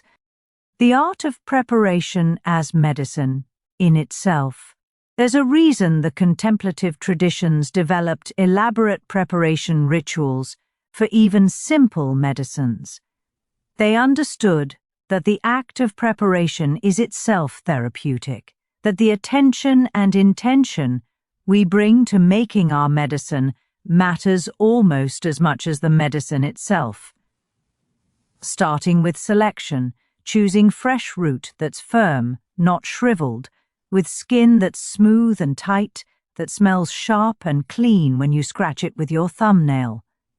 This moment of assessment is a practice in discernment, in learning to recognize vitality in plants the same way you might learn to recognize it in people. Then comes the cutting, slicing thin rounds or grating the fibrous flesh, releasing that unmistakable aroma that clears your sinuses and sharpens your attention. The repetitive motion of preparation becomes meditative, a chance to slow down, to transition from the rush of doing into the presence of being. Pouring hot water over the fresh slices, watching them swirl and settle, seeing the clear water gradually take on a pale golden tint as the compounds diffuse out. This visual transformation is proof of extraction, evidence that medicine is being made right in front of you. Waiting, and this is where modern life struggles most, allowing the infusion to steep properly, resisting the urge to rush, trusting the process. 15 minutes feels like an eternity when you're impatient, but it's barely a moment when you're present. This waiting is practice in itself, training in the patience that all healing requires. Why this works when nothing else has.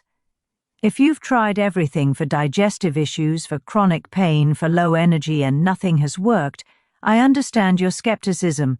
I was there. I'd tried probiotics and enzymes and elimination diets and prescription medications.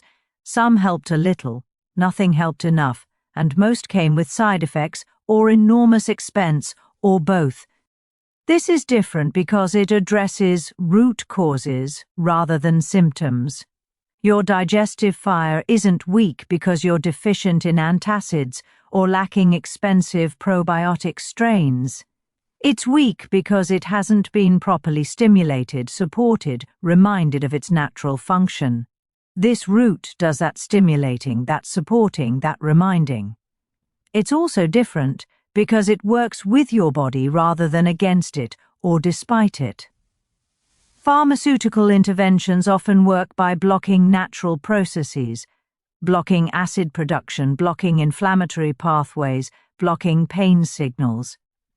This can reduce symptoms, but it doesn't restore function. This root enhances natural processes, supports what your body is already trying to do, removes obstacles to normal function, rather than creating artificial interventions.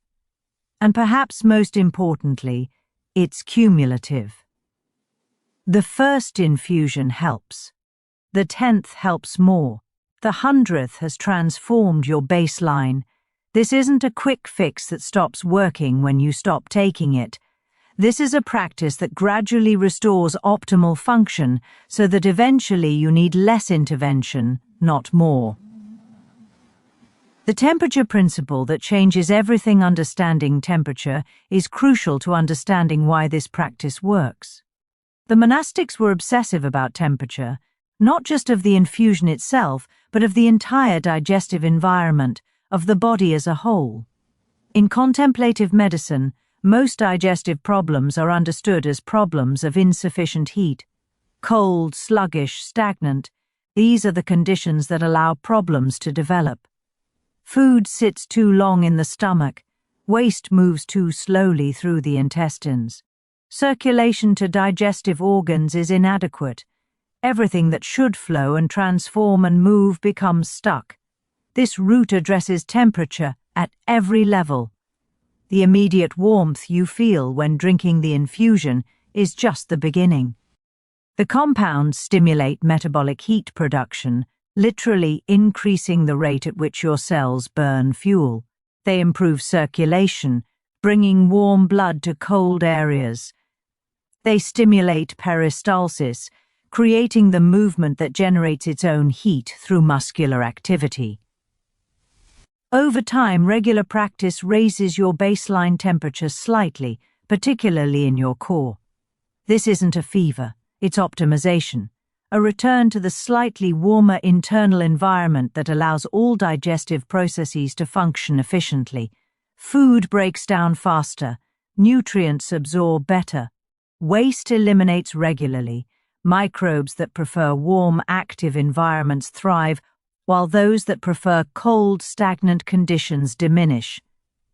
I started measuring my basal body temperature out of curiosity, and over 3 months of daily practice, it increased by almost half a degree.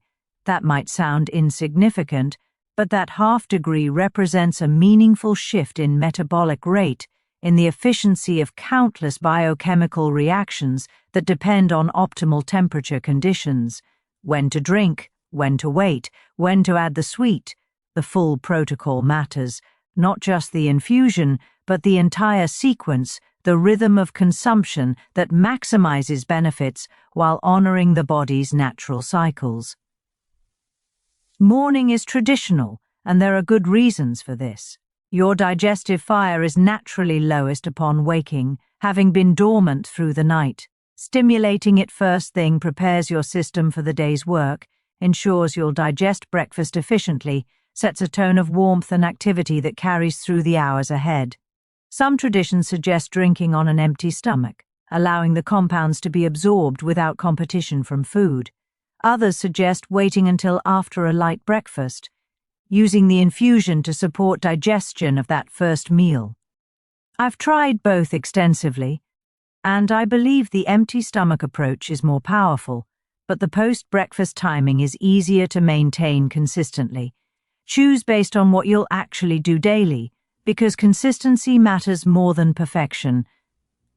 The infusion should be warm, not hot, not cold. Hot enough that you feel it spreading warmth through your body, cool enough that you can drink it comfortably in steady sips rather than tentative tastes. Temperature affects both the extraction of compounds and their impact on your system. After drinking, wait. This is crucial. Don't eat immediately. Don't drink other liquids. Give the medicine time and space to work, to be absorbed, to begin its effects. 15 minutes minimum, 20 is better. Use this time to sit quietly, to breathe, to notice sensations in your body. This waiting transforms medicine taking from another task to complete into a practice of attention and presence. Only after this waiting period should you add honey if you want it. A spoonful stirred into the remainder of the warm infusion, or taken directly, coating your throat with its antimicrobial sweetness. The honey provides additional benefits. Raw honey contains enzymes, antioxidants, compounds that support immunity and soothe inflammation. But these benefits complement the root's work, rather than competing with it, only when the timing is right. The circulation story your body is trying to tell cold hands and feet aren't just uncomfortable, they're messages from your body about inadequate circulation, about blood flow that's not reaching your extremities efficiently. The contemplative traditions understood that circulation is fundamental to health, that stagnant blood creates stagnant tissues, that movement is life. This root moves blood more effectively than almost anything else in the herbal pharmacy. The compounds relax blood vessels, reduce the thickness of blood slightly, stimulate the heart gently but measurably. Within minutes of drinking a proper infusion, you can often feel the effects: fingers tingling, toes warming, face flushing slightly as capillaries dilate. But the real benefits aren't these immediate sensations, they're the long-term improvements to vascular health. Regular practice keeps blood vessels flexible and responsive. It reduces the inflammation that can damage vessel walls. It supports the endothelial cells that line your entire circulatory system, protecting them from oxidative stress and premature aging.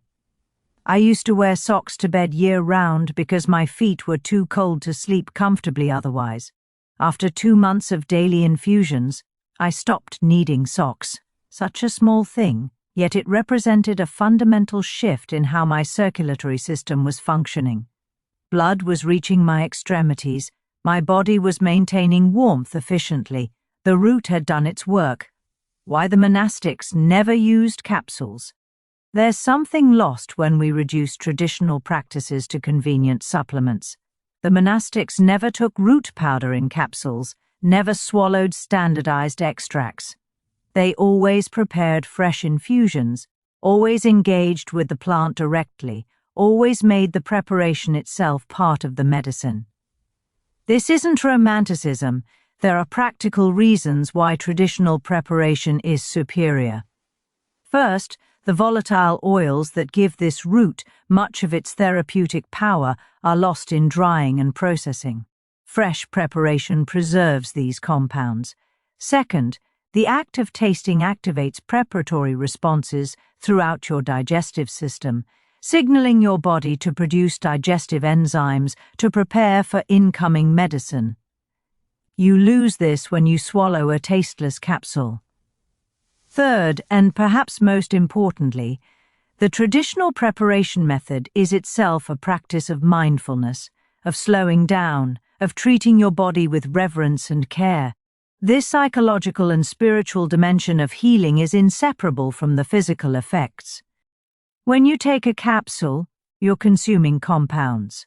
When you prepare and mindfully drink an infusion, you're engaging in a healing ritual that addresses body, mind, and spirit simultaneously. The question that might change your morning forever after learning all of this, about the digestive fire, about timing and temperature, about fresh root versus dried powder, about the circulation benefits and pain relief and immune support. There's really only one question that matters. What would your mornings look like if you started each day by rekindling your inner fire, by engaging in a practice that's been tested and refined over thousands of years, by giving your body exactly the kind of warmth and stimulation it's been craving? 6. Apple. The forbidden fruit that wasn't forbidden at all. I used to throw away the best part, every single time. The skin would go in the trash, the core discarded without thought, and I'd eat only the sweet white flesh, believing I was being healthy, believing I was doing what mattered. It took a monk's quiet correction to show me that I'd been missing the entire point. He didn't lecture. He simply ate an apple in front of me, slowly, deliberately, with such complete attention that it became something sacred. When he finished, there was almost nothing left. No waste, no discarded treasure, just seeds and stem. That single observation changed everything I thought I knew about this common fruit that grows on trees across the world. What I'm about to share isn't about adding something exotic to your diet. This is about rediscovering something so ordinary that we've stopped seeing it, something so accessible that we've forgotten its power. The contemplative traditions understood what modern science is only now confirming, that this simple fruit, when consumed correctly, at the right time, prepared in the right way, becomes medicine as profound as any pharmaceutical, as transformative as any superfood.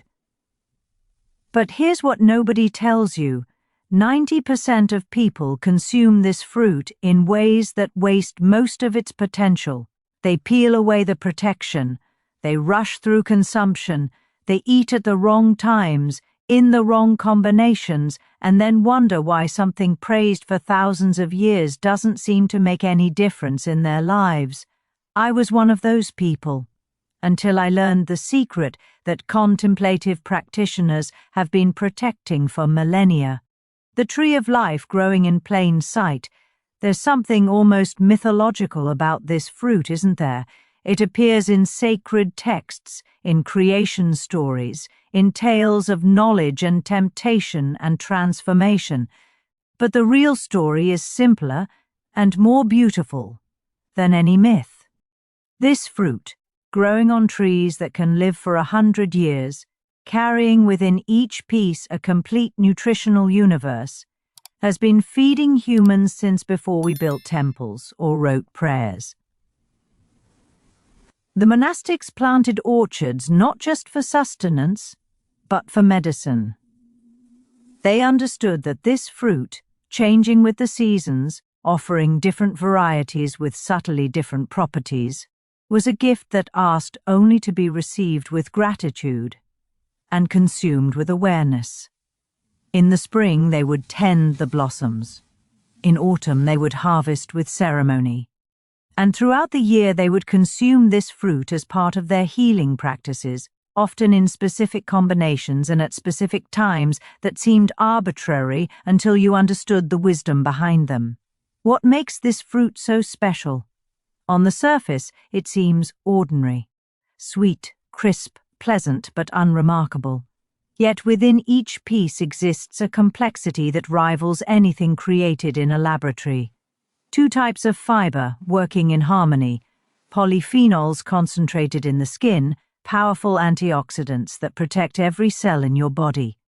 Pectin that feeds beneficial gut bacteria. Compounds that regulate blood sugar, protect your heart, and may even help prevent the uncontrolled cell growth we call cancer. Modern nutritional science keeps discovering new reasons why this fruit deserves its reputation, new mechanisms by which it protects and heals. But the monastics didn't need studies. They had observation. They had centuries of practice. They had the evidence of their own bodies and the bodies of those they served.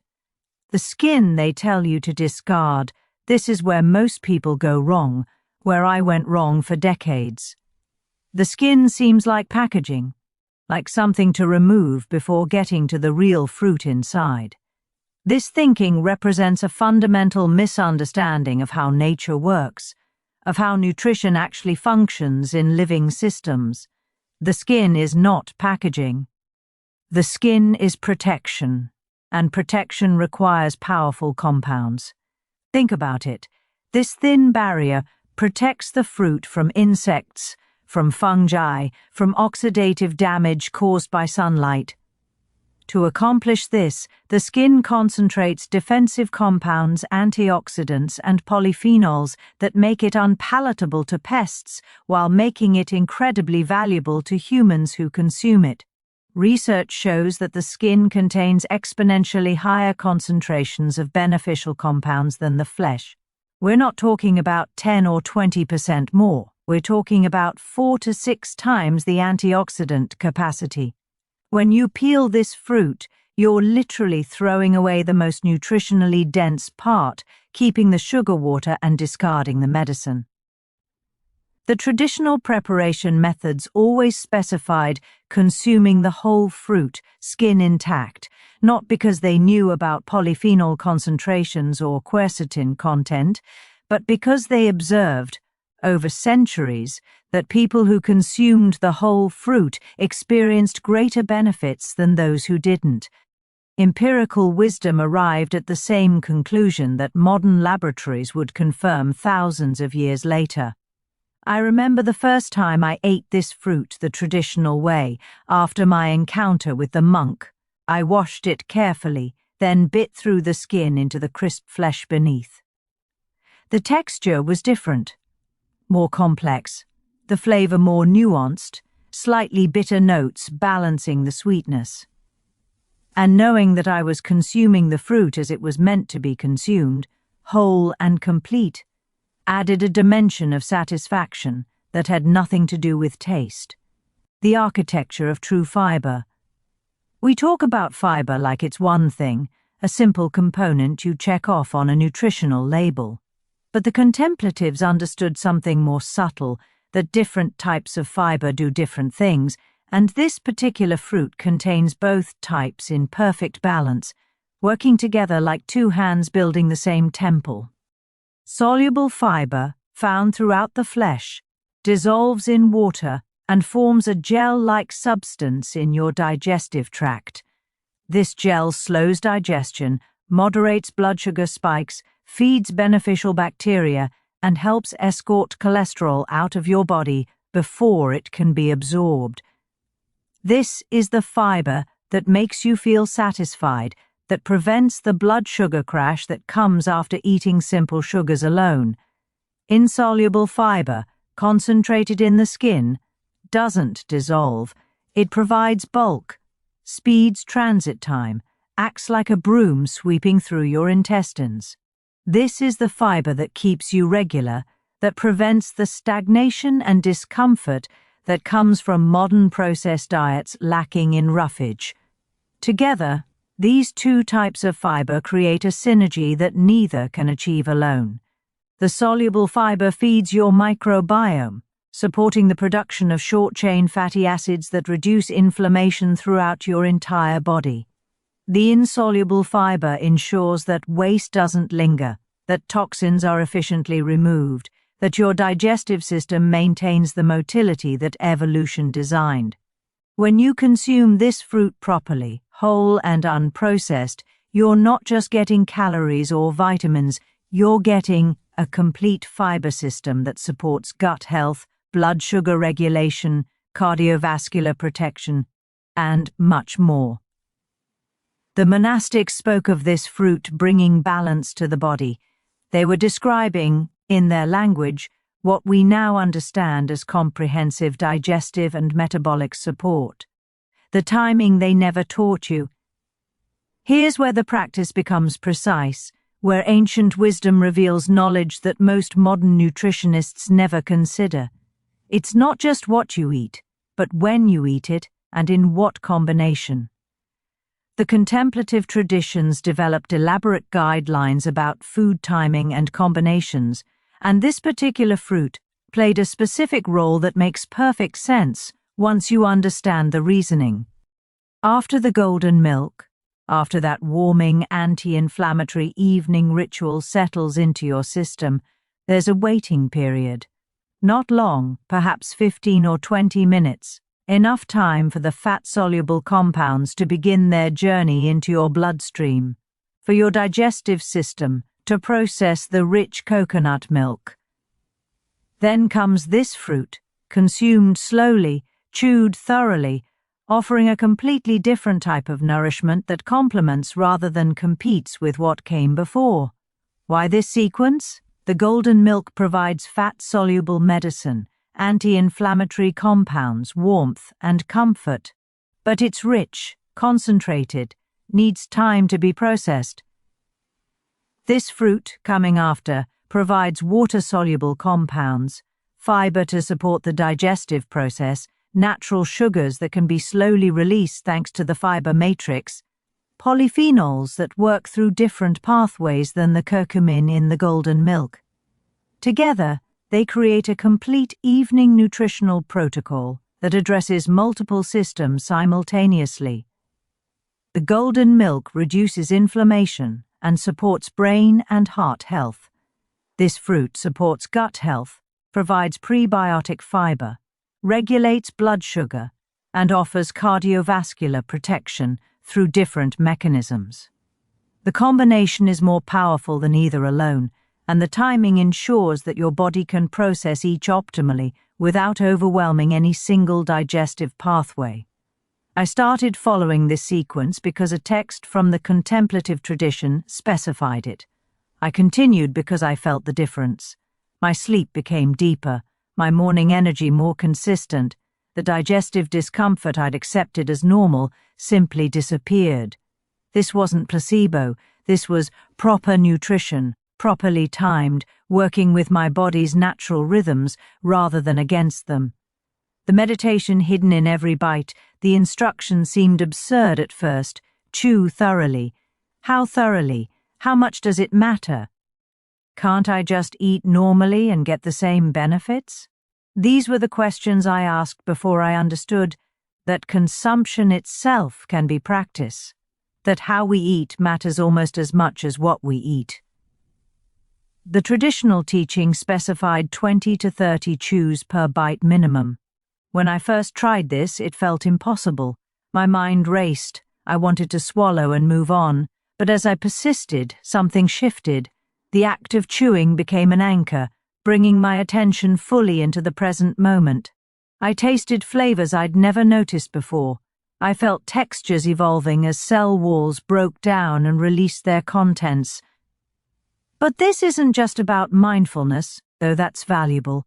This is about biology. Your digestion begins in your mouth.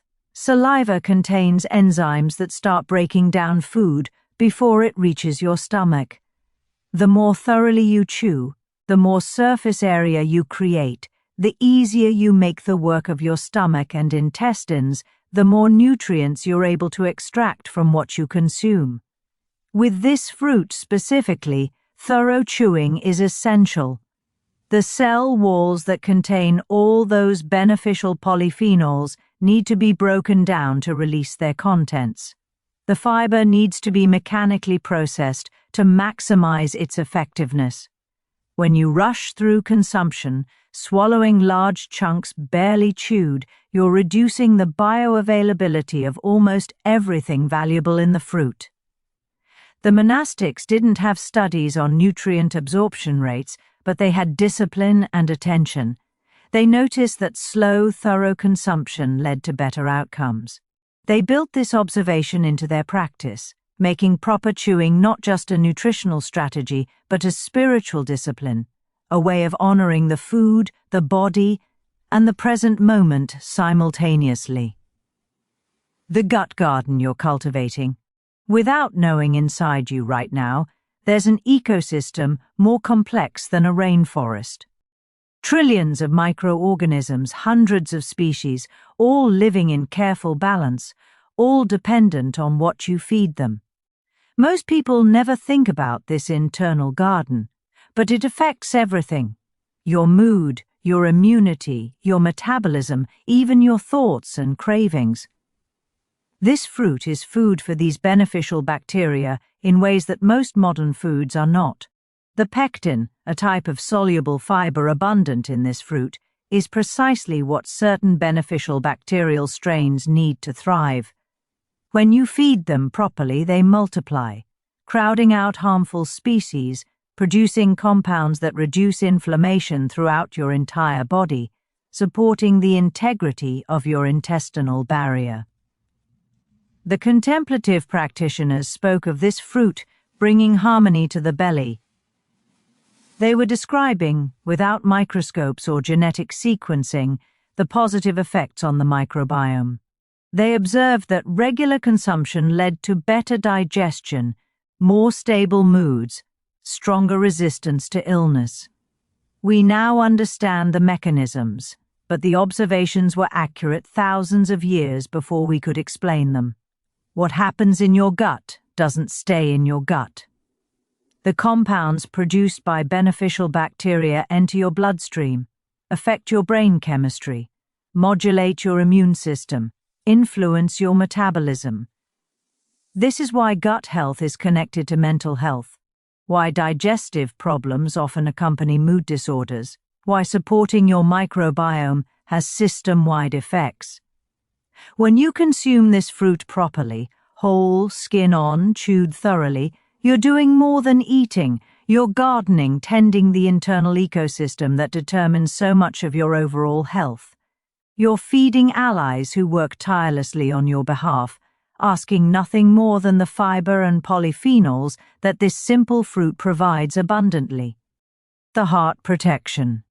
Nobody talks about your heart beats about 100,000 times each day, pumping blood through 60,000 miles of vessels, never resting, never stopping, working from before you're born until the moment you die. This tireless organ deserves protection, deserves medicine, deserves the support that this humble fruit has been providing for millennia. The research is clear and compelling. Regular consumption of this fruit is associated with significantly reduced cardiovascular disease risk. But the mechanisms are what's truly interesting, why the contemplative traditions valued this fruit specifically for heart health. First, the soluble fiber helps reduce cholesterol absorption. It literally binds to cholesterol in your digestive tract and escorts it out before it can enter your bloodstream. This isn't a drug with side effects. This is a mechanical process, simple and elegant, reducing one of the primary risk factors for heart disease through nothing more than dietary fiber. Second, the polyphenols concentrated in the skin have direct effects on blood vessel health. They reduce oxidative stress on the delicate endothelial cells lining your arteries. They improve the flexibility and responsiveness of these vessels. They help maintain the smooth muscle tone that allows your cardiovascular system to adapt to changing demands. Third, the anti-inflammatory effects, both from the polyphenols themselves and from the beneficial gut bacteria they support, reduce chronic inflammation that drives plaque formation and arterial stiffening. This is prevention at the deepest level, addressing root causes rather than just managing symptoms. The monastics didn't understand cholesterol or oxidative stress or endothelial function, but they observed that people who consumed this fruit regularly had stronger hearts, lived longer, had fewer episodes of chest pain and shortness of breath. They incorporated this fruit into healing protocols for heart conditions long before modern medicine existed. The blood sugar secret in our modern world of processed foods and constant snacking, blood sugar dysregulation, has become epidemic. Most people spend their days on a roller coaster of spikes and crashes, never achieving the stable energy that our ancestors considered normal. This fruit offers a way out, a path back to the metabolic stability that evolution designed. The combination of fiber types, the way this fruit releases its sugars slowly over time rather than all at once, creates what modern nutritionists call a low glycemic response. When you eat this fruit, your blood sugar rises gently, stays elevated moderately and sustainably, then decreases gradually. No spike, no crash, no desperate craving an hour later. But there's something even more interesting. Regular consumption, appears to improve insulin sensitivity over time. Your cells become more responsive to insulin, meaning you need less of it to maintain healthy blood sugar levels. This is preventive medicine for type 2 diabetes, metabolic syndrome, and all the complications that come from years of blood sugar dysregulation. The contemplative traditions often recommended this fruit for people experiencing what we would now recognize as symptoms of blood sugar imbalance: fatigue, irritability, difficulty concentrating, unstable energy. They didn't understand insulin or glucose metabolism, but they recognized patterns and knew what helped. I noticed this effect personally. On days when I follow the traditional protocol, golden milk in the evening, followed by this fruit consumed slowly and thoroughly, I wake up with stable energy, no grogginess, no need for immediate caffeine, just clear, sustainable vitality that lasts through the morning. This is what normal feels like, what our metabolism is supposed to provide when we feed it properly. The cancer question. This is sensitive territory, and I want to be clear, this fruit is not a cure for cancer. No food is. But the research on cancer prevention is compelling enough that it deserves discussion, especially since the contemplative traditions valued this fruit specifically for what they called preventing growth diseases. Multiple large-scale population studies show associations between regular consumption of this fruit and reduced risk of several types of cancer. The mechanisms appear to be multiple: antioxidants preventing DNA damage, fiber supporting detoxification and healthy gut bacteria that protect against colon cancer, polyphenols that may inhibit blood vessel formation in tumors. What's particularly interesting is that these protective effects seem to require whole fruit consumption. Studies using isolated compounds or supplements don't show the same benefits. This suggests synergy between the various components, a complexity that can't be replicated by extracting single compounds.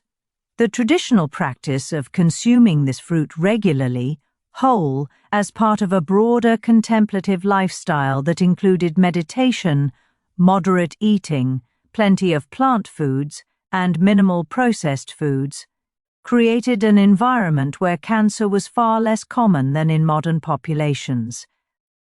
We can't attribute this solely to one fruit, but that fruit was clearly part of a successful disease prevention strategy. Why whole always beats processed, the modern food industry wants to improve on nature. They juice this fruit, concentrate it, remove the fiber, add sugar, pasteurize it, package it in convenient bottles. The result is a product that bears almost no resemblance to the original fruit, that lacks most of the beneficial compounds, that spikes blood sugar instead of regulating it, that offers calories without nutrition. Even whole fruit can be processed in ways that reduce its benefits.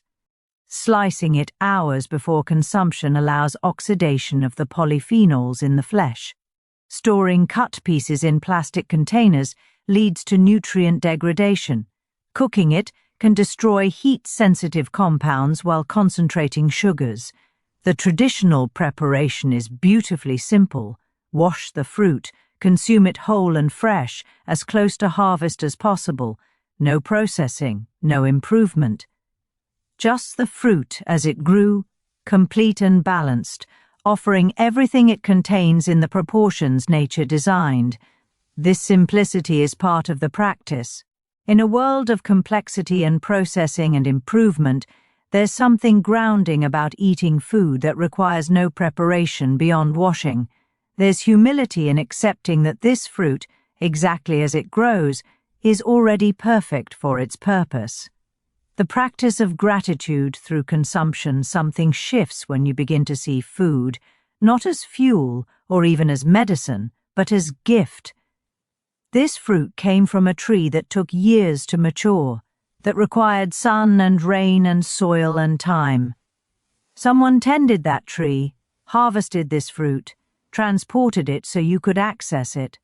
The chain of causes and conditions that brought this fruit to your hand is incomprehensibly long. The contemplative traditions emphasize gratitude before consumption, not as religious observance, but as recognition of reality, of interdependence, of the web of relationships that makes any meal possible. When you pause before eating, acknowledge the gift, feel genuine appreciation, something changes in your relationship with food and with consumption itself. I find that when I approach this evening fruit with real gratitude, I naturally eat more slowly, chew more thoroughly, pay closer attention. The practice of thankfulness becomes the practice of mindfulness, which becomes the practice of proper consumption, which becomes better nutrition and digestion. These aren't separate things, they're different faces of the same whole. The evening protocol, complete. So here's what the complete practice looks like. Evening approaches. You prepare the golden milk with intention, measuring carefully, stirring mindfully, consuming it slowly while the house grows quiet. You wait 15 or 20 minutes, allowing your body to begin processing this rich medicine. Then you wash a fresh fruit, admiring its color and shape, feeling its weight and firmness. You take the first bite, chewing thoroughly, tasting completely, noticing flavors and textures that you've missed in years of rushed eating. You continue this way until only the core remains, until you've consumed everything that's consumable, wasted nothing of value. The whole process takes perhaps 30 minutes, maybe 40, if you're truly present. This isn't time wasted. This is time invested in your health, your awareness, your relationship with your body, and with the food that sustains it.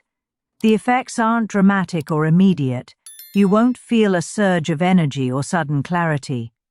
What you'll notice, if you maintain this practice for weeks and months, is a gradual elevation of your baseline health, better digestion, more stable energy, improved sleep quality, reduced inflammation, stronger immunity. These changes accumulate slowly, almost imperceptibly, until one day you realize you feel fundamentally different than you did before you started. This is how real transformation works, not through dramatic interventions or magic solutions, but through consistent practice, through small actions repeated with attention and intention, through aligning your daily habits with wisdom that has been tested across millennia. What makes this worth your time? Let me be honest, this takes effort. It requires planning to have fresh fruit available. It demands time in an evening when you might be tired and tempted to collapse in front of screens. It asks for attention and presence when your default mode is distraction and rush. So why bother? Why invest in this practice when there are supplements that claim to provide the same benefits in convenient capsules? When your current approach seems fine, when change always feels harder than staying the same? Because some things can't be reduced to isolated compounds.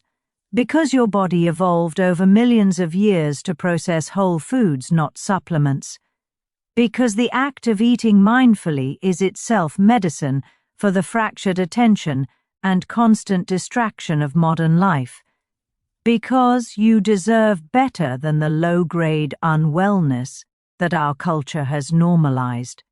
And because there's something deeply satisfying about connecting with practices that have sustained human health and well-being for thousands of years, about feeling the continuity between your own body and the bodies of countless practitioners who came before, about participating in a living tradition that honors both ancient wisdom and modern understanding.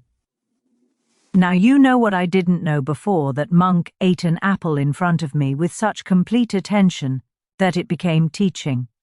You know why the skin matters, why timing matters, why thorough chewing isn't just about manners, but about biology. You know that this ordinary fruit, consumed correctly as part of a broader evening protocol, becomes medicine as powerful as anything available in pharmacies. The question is what you'll do with this knowledge. Will you file it away as interesting information, Or will you actually try this practice, commit to it for long enough to experience its effects, allow it to become part of your evening rhythm? Here's what I'm genuinely curious about. If you've been eating this fruit your whole life, what's the one thing you've always done with it that you now realize you might want to change?